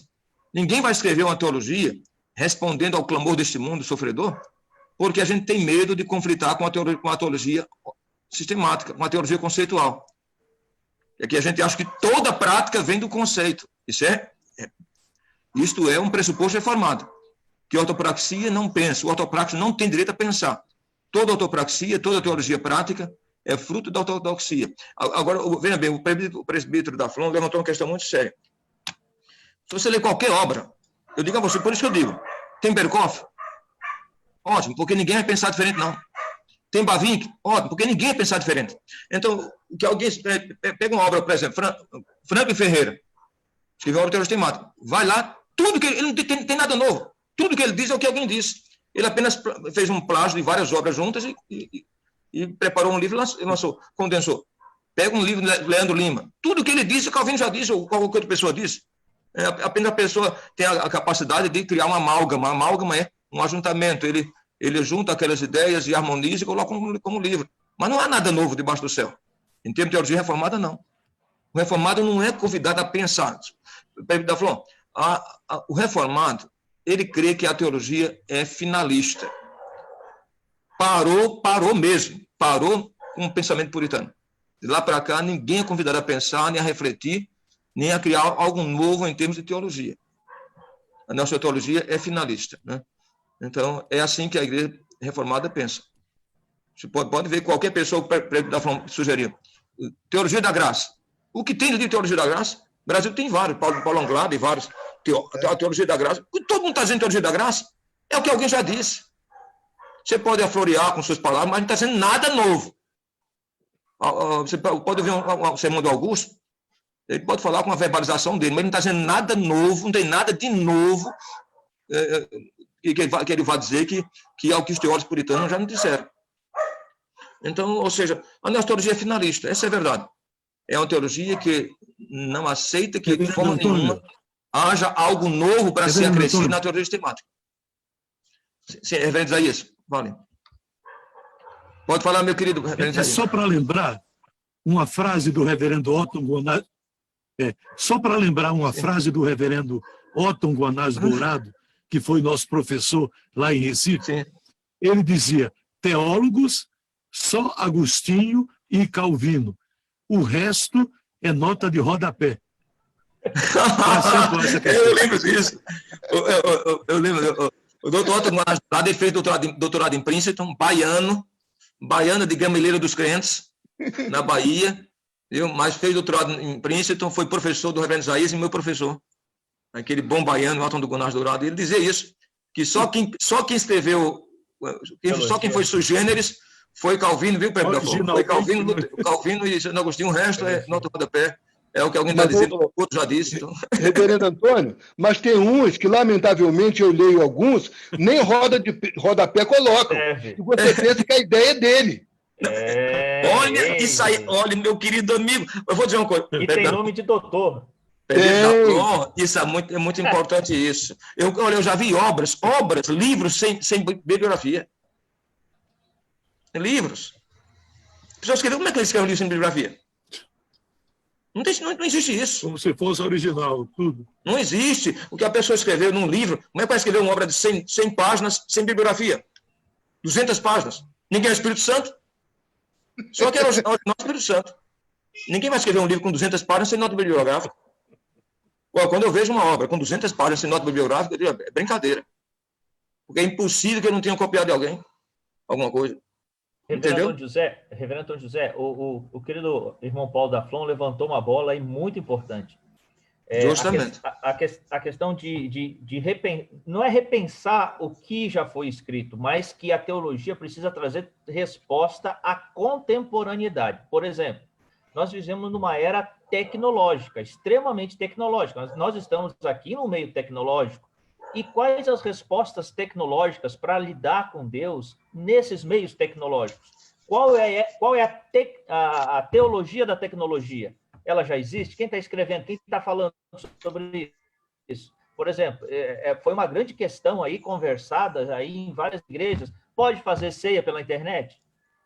É uma bola que nós temos que responder. É uma resposta que o nosso tempo tem que dar, né? A comunhão dos santos existe pela internet ou não existe?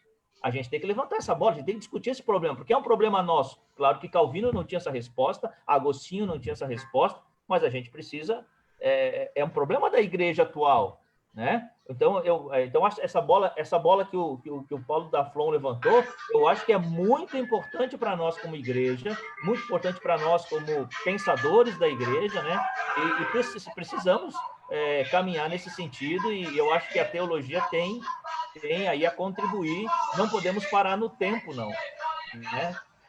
Outra coisa que não era uma preocupação, e eu acho que deve ser uma preocupação nossa, é a questão ecológica, né? Se nós cremos que Deus criou, né, o mundo, que Deus tudo fez, nós temos que ter uma teologia da ecologia, né? Mas uma teologia pura, saudável, uma resposta bíblica a dar para esse mundo, ou não temos? O que o senhor acha disso, reverendo? O único que escreveu um livro sobre a ecologia dos reformados foi Francis Schaeffer. Ele tem um livro com o título em francês, já foi trazido em português. Não foi trazido nem pela Casa Editora Presbiteriana, mas foi pela Editora Vida ou foi Vida Nova. Uma teologia, o cristão e a ecologia, o nome do livro, o teólogo Francis Schaeffer, francês. O cristão e a ecologia. Mas os reformados, de regra, não têm preocupação consequente. Sabe por que não tem preocupação? Mas o presbítero Maurício, sabe por quê? A nossa teologia, ela divide muito bem a questão da alma, de corpo e alma. A nossa teologia está preocupada, por ser uma teologia muito conceitual, está preocupada com a questão salvífica. Olha o que diz Antônio Gouveia de Mendonça, esse santo que não quer dizer, da Igreja Independente. Ele falava comigo, Antônio José, quando ele escreveu o livro O Celeste Porvir. A Igreja Reformada não tem esperança escatológica. Então, ou seja, ela não está preocupada com essa questão. Ela foge porque ela está preocupada só com a questão conceitual. É uma teologia salvífica. Então, é preocupado com a salvação da alma.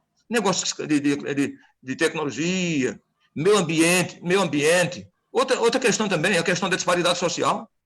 O que é que eu vou fazer? Num mundo com 90% do povo é pobre, miserável. A igreja não tem nada a dizer sobre a questão social? Então, ou seja, tem questões muito sérias. A disparidade social, tecnologia, ecologia, meio ambiente. Como eu vou responder à questão do aborto hoje? A sociedade abortista hoje, a teologia e a questão da ideologia de gênero, tudo isso. Teologia e ideologia de gênero. Mas ninguém faz nada, ninguém diz, nem ninguém escreve. Como é que a teologia não tem nada a falar? Essa mudança de sexo, à torta e à direita por aí? Então, tudo isso é questão séria. Mas ninguém escreve livro nesse assunto. O reformado vai escrever livro sobre a graça, sobre a fé, sobre os 5 pontos do calvinismo. Mas as questões que parecem periféricas, como você mencionou, e Paulo da falou, e são muito importantes, a igreja não trata disso. Então, há muitas questões. Eu diria, pelo menos uns 50 temas hoje, no mínimo 50 temas novos que a igreja teria que escrever, e como reformados, teríamos que nos posicionar como posição oficial. Mas ninguém trata. Uma das áreas que eu acho muito preocupante, assim, para mim, nas leituras que eu tenho feito, reverendo, é com relação ao transhumanismo, né? Que é uma realidade atualíssima, e que a gente não vê nenhuma resposta, né, vinda. Eu, pelo menos, não conheço nenhuma resposta da igreja, uma teologia sobre isso. Por exemplo, a gente tem usado acessórios, né, para ter uma vida melhor, né? Então, por exemplo, o senhor usa óculos, né? Vários irmãos usam óculos. Esse uso de óculos já é um transhumanismo. Tudo bem. Muitos irmãos já têm colocado aparelhos, né, para ajudar no batimento cardíaco e várias operações. Isso é considerado um transhumanismo. Mas nós estamos hoje a ponto de já existem várias pesquisas que apontam para a possível troca da mente, né, ou alguma coisa nesse sentido, em termos de implantes cerebrais profundos. Isso está sendo discutido a nível acadêmico, a nível de pesquisa, né? Em termos de conseguir fazer com que a mente humana seja guardada ou seja transposta para uma outra realidade. A gente tem que ter uma resposta teológica para isso. Esse é o nosso mundo, esse é o nosso desafio, ou não é, pastor? Sim, tudo são questões muito importantes. Né? Então, ou seja, eu vejo isso aí, essa questão transhumana é uma questão muito complexa. Cada vez mais estamos criando um indivíduo que transcende ao humano. Né? A gente quer criar... Quem tratou disso foi na obra dele, Assim Falou Zaratustra, foi o Nietzsche, Friedrich Nietzsche. Ele fala sobre o Superman, que ele admirava, o homem que estava além da fragilidade, além da tenuidade, além da pusilanimidade. Ele dizia: eu admiro o homem que não é pusilânime, não é frágil, não é fraco, que não precisa dos outros, ele a si mesmo se transcende, ele a si mesmo. Muita coisa que tem em transhumanismo já estava em pensamento de Nietzsche, ainda em forma embrionária. Então, ou seja, a igreja não está tratando disso. Então, pode ver os congressos. Preste atenção, viu? Todos os congressos que há por aí, eu vejo a ênfase em cada congresso. É tudo sobre teologia da graça, como diz o Paulo da Fron, é tudo sobre teologia histórica. Podem ver as ênfases. A gente está, sabe o que é? A gente está chovendo molhado. A gente está passando pano em gelo seco. Em gelo. Está tratando de coisa que todo mundo já trata. E ninguém quer tratar de temas novos. O André está ali, o nosso querido presbítero André Lima, ele de vez em quando lança um assunto importante no Quarto com Deus, que vale a pena pensar e repensar, e ele está certo. Porque a igreja tem que ser reflexiva. A gente tem um medo tremendo de tratar de assuntos que levam a gente à reflexão. Porque, na verdade, a nossa teologia reformada não é reflexiva. Ela é respaldativa. Ela é assentiva. Você tem que assentir e concordar com tudo que outros já disseram no passado. Você não é convidado a pensar. Né? Eu lembro que quando a ABU lançou aquele livro, Crer Também Pensar, John Stott, meu amigo, era professor do Mundo Jump na época, deu um rebuliço tremendo. Até a teórica da igreja disseram: quem é esse indivíduo, John Stott, para escrever que a igreja tem que pensar? É brincadeira um negócio desse? Porque ele escreveu um livro chamado Crer é Também Pensar. E alguém disse: não, ninguém pode pensar, não, tem que dizer o que o Calvino disse, os puritanos disseram e pronto. Não. Agora você é proibido a pensar? Então, crer é também pensar, crer é também refletir. É também pensar como a igreja vai reagir diante dos grandes desafios contemporâneos. Há muitos, viu? Olha, há muitos desafios. Se nós formos catalogar e sentarmos, digo a vocês, a gente vai apontar pelo menos uns 100 tópicos contemporâneos. Pelo menos uns 100, Maurício. Do transhumanismo, a tecnologia, a ideologia de gênero, vai ter pelo menos uns 100 tópicos contemporâneos a serem tratados e que a igreja não trata. Reverendo, perguntas que o mundo está fazendo e a igreja está deixando de responder. O Mário quer fazer uma pergunta? Olha, eu vou dizer uma frase, Maurício, só para servir de ajuda aqui. Eu tive um colega E era professor de Mackenzie. Né? Mas ele era... Vocês já ouviram falar, né? Mas ele é bem conhecido, porque eu não sou amigo dele, mas eu o conheço, ele falar comigo algumas vezes. Eu fui professor de curso de Direito de Mackenzie. Ensinei para lá história do pensamento, história da teoria do direito. Ensinei há alguns anos. Mesmo sem ser professor de direito, ensinei teoria do direito por alguns anos. E algumas vezes me encontrei com o doutor Ives Gandra. Já ouviu falar do doutor Ives Gandra Martins? É um dos grandes juristas constitucionalistas do Brasil, né? Ele é um homem admirável. Aliás, inclusive, muitas pessoas queriam ele até no STF, né? Achava que o presidente Bolsonaro devia mostrar que um homem que tem valores cristãos, pensamento muito apurado, muito culto. Então, ele dizia o seguinte, ele perguntou a mim uma vez, o doutor Ives Gandra perguntou, Antônio José, você é pastor presbiteriano? Sou. Eu tenho uma pergunta a você. Aí eu disse, o que é um teólogo? Ele perguntou para mim. Eu expliquei o que era um teólogo, né? Aí ele disse, você quer saber o que eu penso sobre teólogo? Doutor Ives Gandra. Aí eu disse, pode falar, doutor Ives Gandra. Ele falou, para mim, teólogo é aquele indivíduo que está tentando responder o que ninguém está perguntando. Olha a frase que ele disse. Teólogo é aquele indivíduo que está tentando responder o que ninguém está perguntando. Ninguém está perguntando hoje os 5 pontos do calvinismo. O mundo está em chamas. No melhor sentido, o mundo está pavorosa. O mundo está em crise ecológica, crise existencial, crise econômica, crise institucional, crise de valores, crise no mundo da ética, em todas as áreas. E eu estou preocupado em demonstrar a questão da remonstrância. O cristianismo e a remonstrância, os 5 pontos do calvinismo e os 5 pontos do arminianismo. Isso não é questão do mundo que está em chamas. O mundo está miserabilizado, o mundo está em crise. Eu não estou dizendo que não seja importante, mas o que o doutor Ives Gandra disse, Ives Gandra Martins, até hoje eu penso nisso. Uma frase que ele disse a mim há uns 15 anos passados, 15 a 20 anos. Para mim, disse ele, teólogo é aquele indivíduo que está tentando responder o que ninguém está perguntando. Olha que coisa. Então, vale a pena refletir. Bem. O Mário gostaria de fazer uma pergunta, reverendo Antônio José. Por favor, Mário. Mário, não pergunto nada sobre a Petrobras, que eu não sei, viu? Não é isso, não. É o seguinte, é porque eu acompanhei aqui as exposições, né, e as discussões, e me levou a refletir muito sobre uma questão que eu estou chamando aqui, né, vamos dizer, validade da crença. A validade da crença, eu fiquei pensando aqui, por exemplo, quando a gente compara certas coisas. Então, você vê, a gente comentou muito da utilidade. Então, utilidade seria o quê? Por exemplo, se a crença é uma crença consoladora, ela consola aquela senhora, né, que não tem muita esperança, né? Ou a crença motivadora, que é aquela crença que leva às missões, né?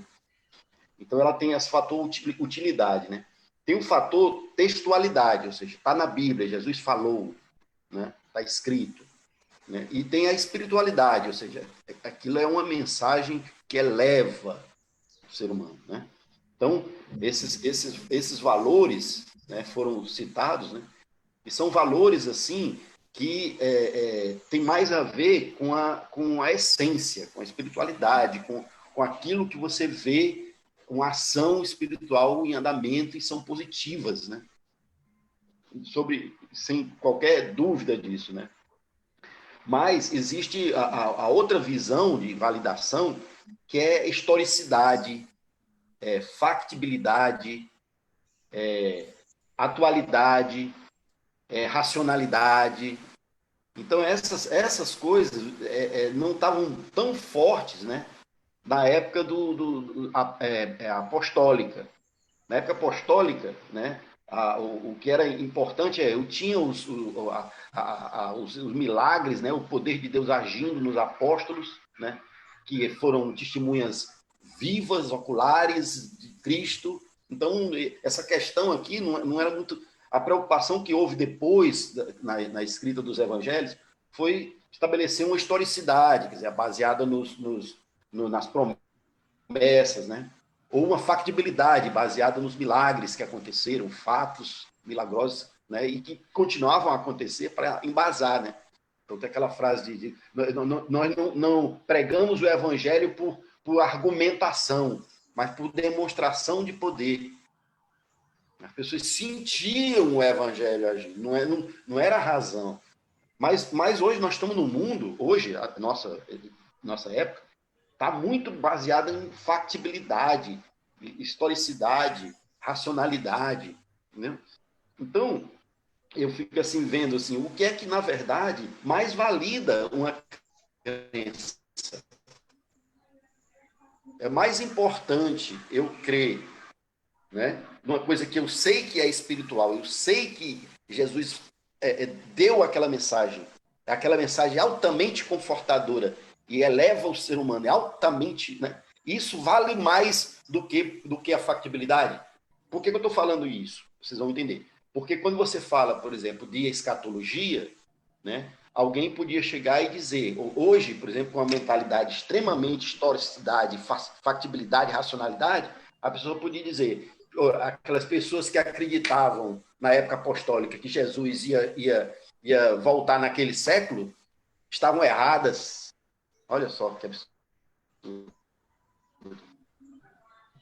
Entende como é que é? Quando aquela crença ali, tá certo? Foi altamente positiva. Tem um valor intrínseco ali. Entende? Se Jesus estivesse preocupado de avisar para aquele pessoal, olha, eu não vou voltar no próximo século, não. Vai demorar pelo menos 1 milênio aí. Ele podia ter dito isso, mas não disse. Por quê? Porque o que ele disse foi vigiar e orar e não saber o dia e a hora. Isso vale para qualquer época do mundo, da história. Vale para agora, vale daqui a 1 milênio, se mais 1 milênio acontecer antes dele voltar. Não é assim? Então, assim, o que valida essa crença, assim. Aí eu fiquei com isso na cabeça aqui, anotei algumas coisas aqui. Queria, sei lá, ouvir se alguém quiser comentar sobre isso aí. Fiquei encafucado. Não é a questão do que valida a crença, porque o que valida a crença é o que diz a Bíblia, né? É o que diz a palavra de Deus, né?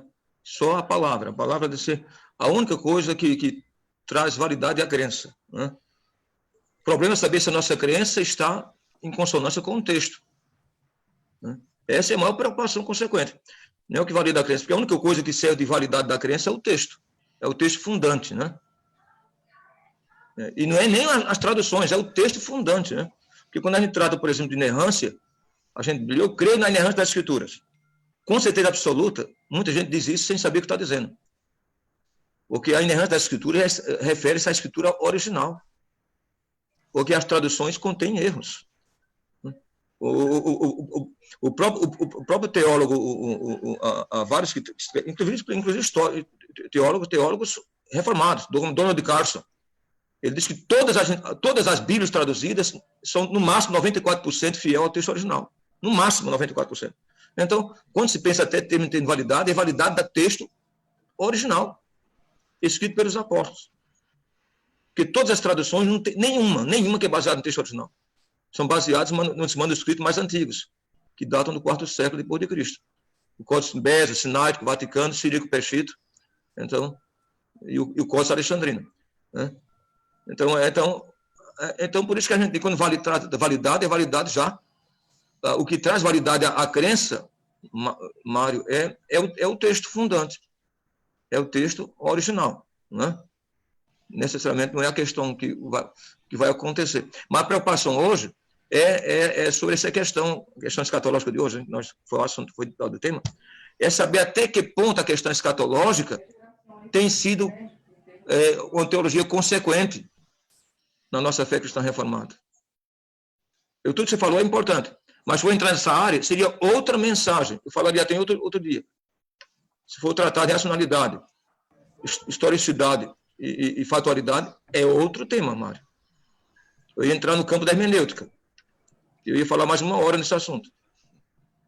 Para responder, a sua questão é tão vasta, Mário, se eu for falar, a gente vai entrar no campo da hermenêutica. É outro tema para outra reflexão. Então, por exemplo, o senhor comentou da questão, por exemplo, do arrebatamento, né?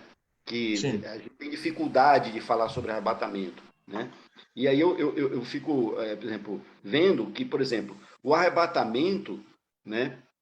Quando no texto lá de Tessalonicenses que Paulo fala, né? No final ele até faz um comentário ao que ele acabou de expor. Ele diz assim: consolai-vos né, com esse pensamento, com esse sentimento, assim. Consolai-vos, né, como se ele estivesse expondo, né, uma doutrina, né, que as pessoas, que a utilidade dela tem um peso muito grande. Quer dizer, consolai-vos em ver que os que ainda estão vivos, né, podem nem chegar a morrer e serem arrebatados. Na verdade, Mário, de todo o coração, eu digo a vocês como pastor. Eu digo a vocês como pastor. Eu leio muita escatologia. Os reformados não sabem o que fazer com esse texto. Quero dizer a você claramente. Viu? Os reformados não sabem o que fazer com esse texto. Pode pegar os melhores teólogos do mundo. Eles não vão dar uma explicação tão convincente a você sobre esse texto.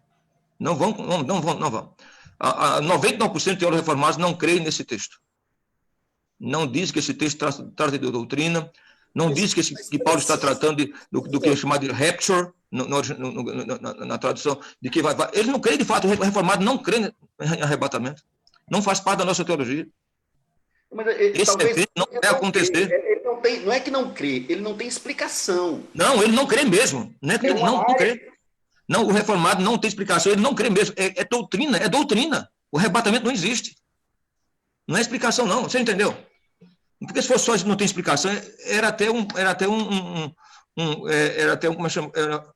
uma questão menos melancólica. Era um eufemismo, né? Dizer, olha, deve existir, mas eu não tenho explicação. Quando eu digo isso, Mário e vocês, se eu disser, olha, o texto está tratando, isso é doutrina, mas eu mesmo não tenho explicação. Isso é um eufemismo. É menos mal. O pior é quando eu simplesmente digo que aquilo não vai acontecer. Você entendeu? Não é que a igreja não tem explicação. Ela não crê no arrebatamento. O arrebatamento não faz parte da nossa doutrina. A igreja presbiteriana reformada não crê que vai existir o arrebatamento. Agora, vai dizer isso a dona Joaninha da Silva, a dona Mariquinha, que Cristo Jesus vai voltar daqui a pouco, vem buscá-la. Então, é uma questão complexa. Eu mesmo fico dizendo, eu digo a vocês de todo o coração, eu não prego na minha igreja o que estou falando para vocês. Eu não vou pregar no púlpito da minha igreja, não. Meus irmãos, esqueçam, o arrebatamento não vai acontecer, Jesus não vai voltar agora, as igrejas não vai subir. Vai criar mais celeuma do que bênção. Você entende o que eu estou dizendo? Tem assunto que vai trazer mais celeumas do que consolação. Então, eu não trato. Eu posso tratar em um tema, em um ambiente que pessoas que tenham maturidade espiritual para ouvir. Mas se uma reunião de SAF, aquela senhora com 80 anos que espera Jesus vai voltar daqui a pouco, eu vou tirar essa esperança escatológica do coração dela? Eu não. Quem quiser, tire, mas eu não tiro. Eu não vou pregar no púlpito da igreja essa doutrina calvinista de que Jesus não vai voltar agora, de que o arrebatamento não vai acontecer. Eu sei que é doutrina calvinista, mas eu não vou ensinar. Sim, mas assim... Você entendeu? Então não é questão de ter outro pensamento, é que a igreja reformada não crê no arrebatamento. Essa é doutrina, é doutrina nossa, faz parte da doutrina. O não crer é uma questão doutrinal. Nós não cremos no arrebatamento da igreja. Cremos só vai vir, Jesus só vai vir uma vez agora, que é a questão, a parousia vai acontecer junto ao juízo final. A segunda vinda de Jesus vai coincidir com o juízo. Isso é doutrina reformada. Entendeu? Então, não é só questão de ter um pensamento diferente, que se fosse, Mário, era uma posição até eufemista, era até menos mal, entendeu? Eu dizer, olha, o arrebatamento vai existir, mas eu tenho outra interpretação do texto. Não é que não tem outra interpretação. A igreja não tem outra interpretação, simplesmente não aceita o arrebatamento. É uma questão mais complexa. E às vezes isso nos assusta pelo grande número de que somos de cristãos que não somos, ou que não tem conhecimento do amilenismo, né, pastor? A maioria abraça pré-milenismo, né? Mesmo não entendendo nada, mas assim os seus pequenos conceitos são pré-milenistas a grande maioria dos cristãos brasileiros são, né? Então, Viu, reverendo? Bom, desculpa. Viu, reverendo? Agora, uma questão que, para mim, por exemplo, a hora que a pessoa morreu, para ele, Cristo voltou. Assim, nesse aspecto, sim. Embora que essa não é a explicação do texto de Paulo aos Tessalonicenses. Sim. Não era. Mas porque... Mas a gente crê assim. O presbiteriano crê que o arrebatamento é no dia da morte. Sim. Veio arrebatou a sua alma. Né? Mas Paulo está dizendo que no abrir e fechar de olhos, os vivos serão transformados. Não, sim. Os mortos virão. É outra Sim. doutrina, não está tratando só de morte, né? Sim. Mas enquanto nós esperamos o arrebatamento, mas hoje, a pessoa que faleceu hoje, para ela, Sim. Cristo voltou.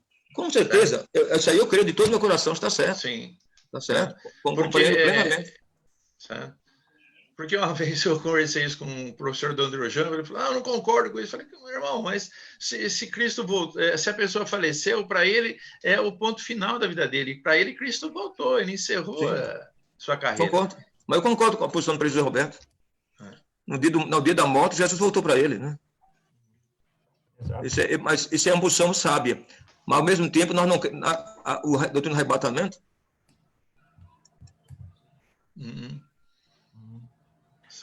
O Will.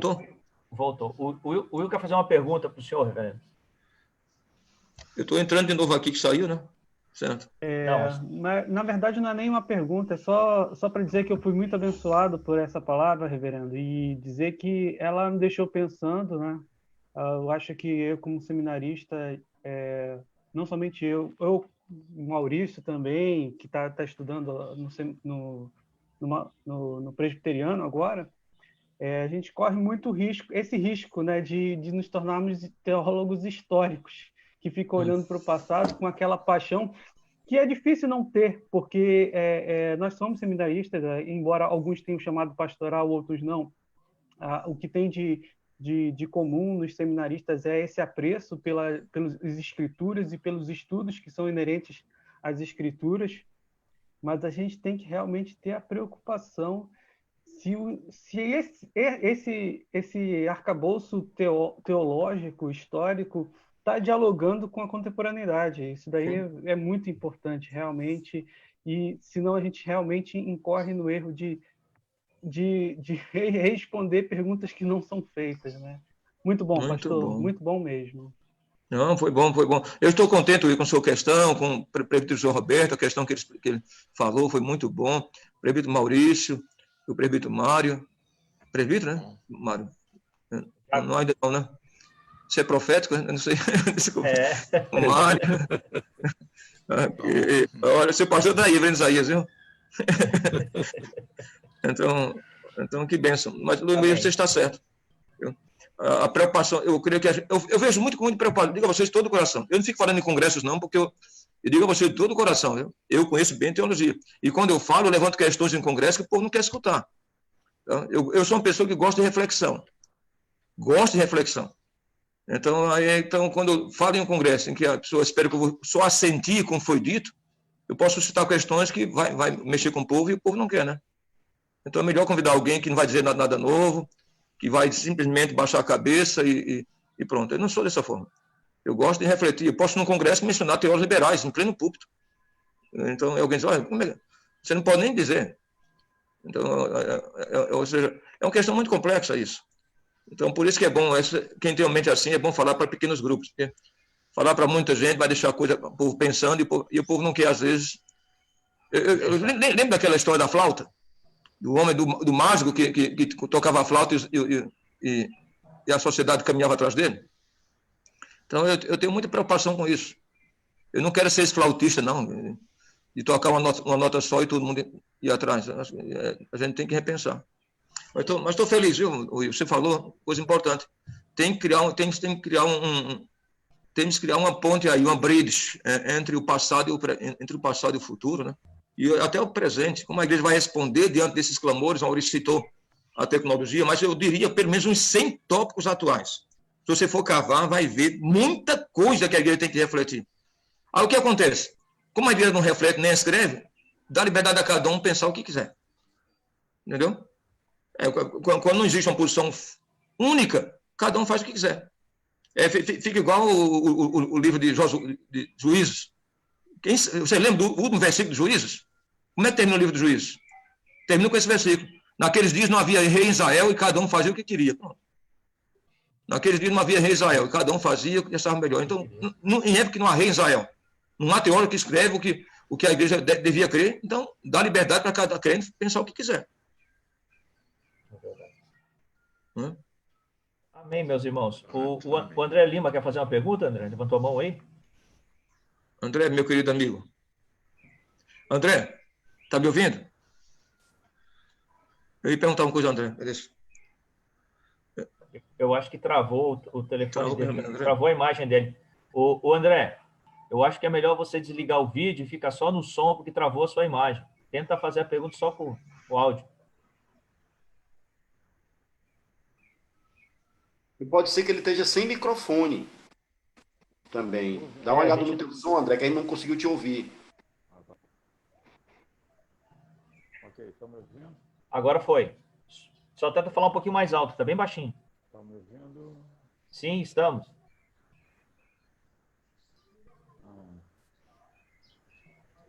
E agora, estão me ouvindo? Tá. Fala aí, André. Eu estou na igreja, eu estou no hospital. Eu não estou escutando o André, não. É um comentário. André, ninguém tá te ouvindo, cara. Tá bem baixinho, André. Fala próximo do microfone aí.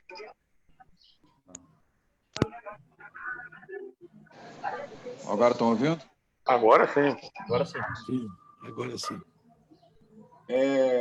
Eu vim no táxi hoje para cá, para o hospital, e eu perguntei quanto era a bandeira 2. E ele fez a seguinte observação. Ele falou como é que era a bandeira 2, né, até sexta-feira, e é 20 só por cento do valor, não é o valor duplicado como eu pensava, e era até sábado, né? E domingo era a bandeira 2 o dia todo. Mas aí ele entrou numa questão que foi... É bom a gente fazer perguntas, porque as perguntas geram as reflexões que geram as respostas. E foi assim que Cabral descobriu o Brasil, foi assim que a gente passou a ter avião, foi assim que a gente tem geladeira, etc, etc. E é fundamental que a gente realmente questione muitas coisas e busque as respostas. E a palavra de Deus tem a resposta para muitas das nossas questões. Nossas questões não podem ficar isoladas no achismos, né? Como muitos dizem, eu não acredito que exista o diabo, pastores dizendo que não acreditam no diabo, que o homem é importante para tudo e não Deus, que a gente tem que declarar algumas coisas para que Deus haja para a gente. São coisas totalmente assim, discrepantes com o que a palavra vem dizendo. Eu acho que a gente tem abandonado um pouco a verdade, né? Lá Jesus diz, lá em João 17, que a tua palavra é a verdade. E ele mesmo, né, Jesus, é a verdade. A gente tem abandonado um pouco isso. Desculpa eu ter chegado agora, não consegui pegar tudo, eu peguei só um pedacinho, eu queria ouvir o pastor falar sobre escatologia, que eu sou apaixonado por escatologia, e deixar o convite aí para o pessoal do No Quarto com Deus, do próximo quarto domingo desse mês, que é o pastor Antônio José que vai falar sobre a raiz. E sobre a raiz a gente tem muitas coisas para falar, né, pastor? Obrigado. Muito obrigado, André, pelo convite.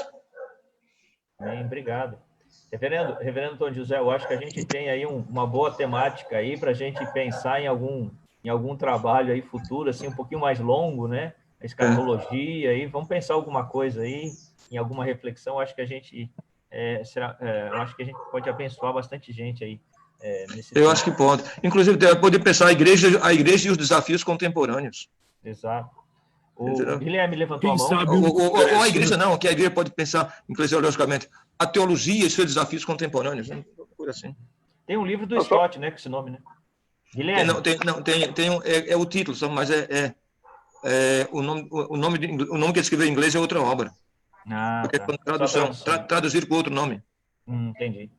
Fala, Guilherme. Questões difíceis, né? Alguma coisa assim.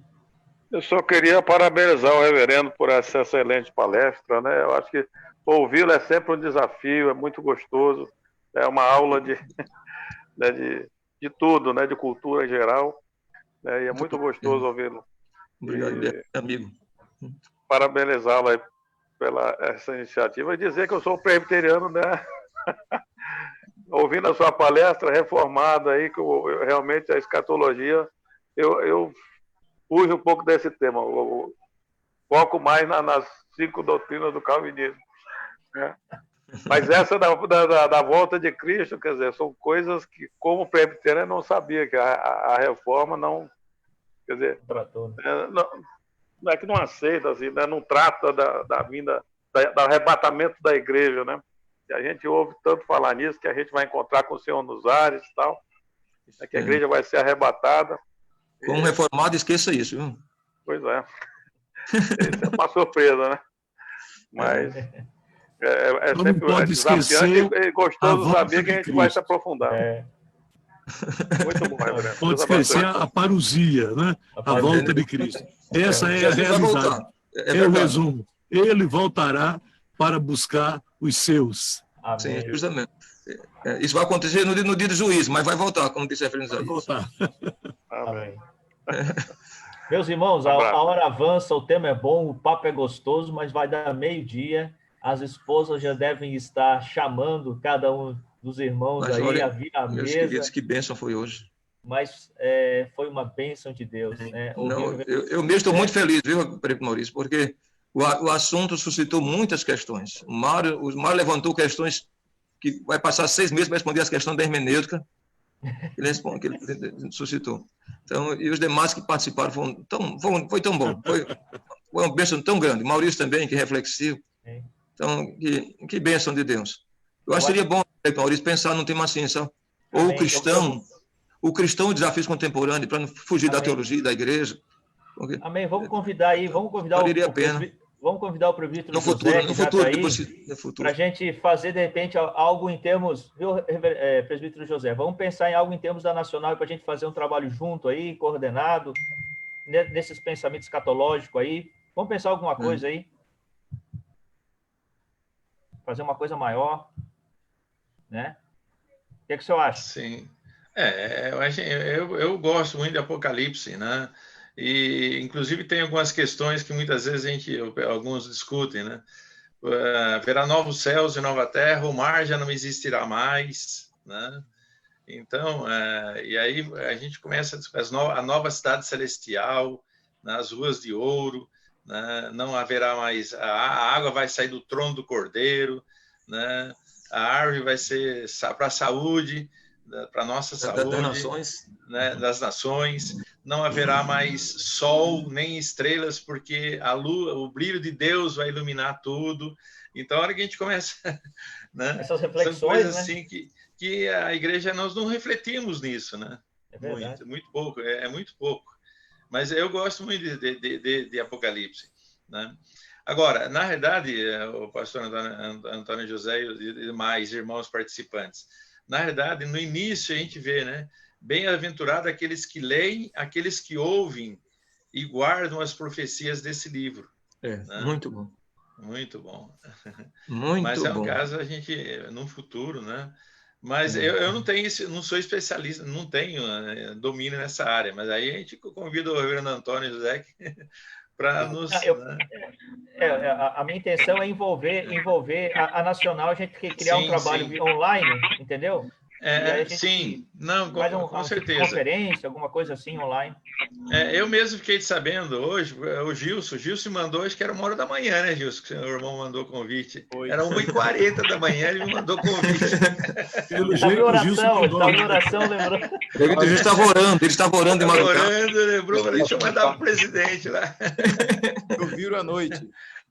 Vira... Amém. Mas vamos marcar assim para a gente divulgar com antecedência para o pessoal, para os irmãos participarem. Né? Amém. Com certeza. Então aqui já fica o convite, né? O convite assim meio que não formal, mas para a gente pensar em alguma coisa maior, né? Envolvendo o querido Antônio José, o reverendo Isaías, que está aqui também conosco, e a Nacional, a gente sentarmos virtualmente e pensarmos isso. Né? Com certeza. Meus irmãos, a hora está avançando, vamos encerrar a nossa live, mas antes disso, eu recebi aqui um pedido de oração e vamos estar orando. A gente tem orado muito pelo irmão Sérgio da nossa igreja e parece que agora pela manhã houve um agravamento ali da sua situação no hospital, ele já está há muitos dias. Eu recebi agora no WhatsApp aqui, a sua esposa falando. Então, meus irmãos, vamos estar encerrando a nossa reunião, mas lembrando do nosso querido irmão Sérgio, irmão da nossa igreja, que já está, eu acho que mais de 180 dias, né, reverendo Isaías? O senhor tem esse dado de quantos dias? Eu acho que mais de 180 ele já está, né? Muitos dias. Caminhando para 6 meses. Né? Muito tempo. Então, assim, a família já está bem, assim, assim é muito sofrido, gente, é muito sofrido para a família, para quem está envolvido, né? E claro que a gente sabe que Deus está sustentando, mas nesse momento eu acho que é oportuno a gente orar por ele. Eu vou pedir para o reverendo Antônio José fazer a oração pelo querido irmão Sérgio, Mário Sérgio, e o reverendo Isaías, por favor, Sérgio Augusto. Sérgio Augusto, isso. É Sérgio Augusto, é. Ok. Então, o reverendo Antônio José ora por Sérgio Augusto e pela família, né? Que Deus abençoe. E o reverendo Isaías encerra a nossa reunião com a oração final e a bênção. Amém? Olha, eu tenho um pedido para fazer. Fala, Gilson. Então, aproveita. O pastor Antônio José estava até falando, mas chegou um comunicado que faleceu a mãe do presbítero Antônio da nossa igreja. A gente está orando há algum tempinho. Faleceu a mãe do presbítero Antônio Carlos? Faleceu. Ele colocou mais ou menos 10 e 10 aqui no grupo do conselho. Eu não vi, porque eu já estava aqui no grupo, já estava aqui. Então, faleceu lá, pernambucano, lá em Recife. Então, faleceu. Ele deve ir lá, vou orar. Neste momento. Tá bom. Dona Maria da Glória, eu estava orando por ela. Glória, exatamente. Tá bom. Vou orar por ele.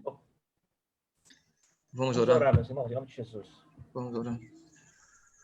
Pai Celeste, é com santo temor e tremor, Senhor, que nós nos achegamos a Ti em oração. Nós cremos de toda a nossa alma, Senhor, que o Senhor é o mesmo ontem, hoje e o será eternamente. Que o Senhor que curou no passado ainda cura hoje, se for a sua vontade santa. O Senhor que agiu no passado e interviu no passado, é o mesmo Deus que age e intervém hoje. O Senhor que realizou poderes e curas miraculosas e fez coisas extraordinárias no passado, ainda o faz hoje. Porque cremos, Senhor, na contemporaneidade do Teu poder. E se for a Tua vontade santa, a Tua volição santa, de fato, o Senhor age dentro da Sua santa e gloriosa vontade. Senhor, nosso Deus, lembramos neste instante de algumas pessoas que estão sofrendo. Rogamos a Tua bênção para o presbítero Alcides, Senhor. Eu liguei algumas vezes para a dona Oriaci, não consegui falar com ela, mas é bom saber que ele está tendo boa recuperação. O André tem me informado. Senhor, oramos agora, Senhor, pela partida, pelo Teu servo, o presbítero Antônio Carlos, que perdeu a sua mamãe, Dona Maria da Glória, que era uma serva do Senhor, está com Cristo, e o arrebatamento já aconteceu para ela, como lembrou o presbítero José Roberto. Ela já foi ao encontro do seu Senhor. Senhor, oramos agora, Senhor, de forma especial, pelo assunto que Teu servo, o presbítero Maurício, sugeriu. Teu servo, Senhor, Sérgio Augusto. Senhor, ele está sofrendo há tanto tempo.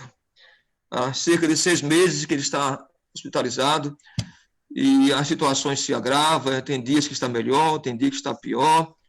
Eu tenho acompanhado todos os dias a fala de sua esposa, comentando a situação do marido. Estamos orando. Que se compreender a Tua santa vontade, Senhor. A nossa oração é que o Senhor o cure, é que o Senhor o sare. É o que o Senhor, com suas mãos poderosas, curadoras, saradoras, o Senhor possa restaurar a sua saúde, mas que se compreender a vontade santa, a Tua volição. É o que te pedimos humildemente de todo o coração, Senhor. Nós cremos de todo o coração que o Teu poder não se esvaiu na história. O Senhor é o mesmo ontem, hoje e eternamente. E colocamos, Senhor, esta vida preciosa nos Teus braços eternos, rogando a Tua intervenção dos céus sobre os enfermos e consolação para aqueles que perderam entes queridos, como Teu servo Antônio Carlos. É a nossa oração em prece sincera, com temor e tremor, em nome do Senhor Jesus, que é a ressurreição e a vida. No nome dEle. Amém, Jesus. Amém. Que a graça do nosso Senhor e Salvador Jesus Cristo, que o infinito amor de Deus, nosso Pai, que as doces consolações e o poder do Espírito Santo sejam sobre nós, sobre as nossas famílias e sobre todo o povo de Deus em toda a face da terra, hoje e sempre. Amém. Amém, Jesus. Amém, amém, amém. Amém. Amém, amados. Que Deus abençoe. Amém.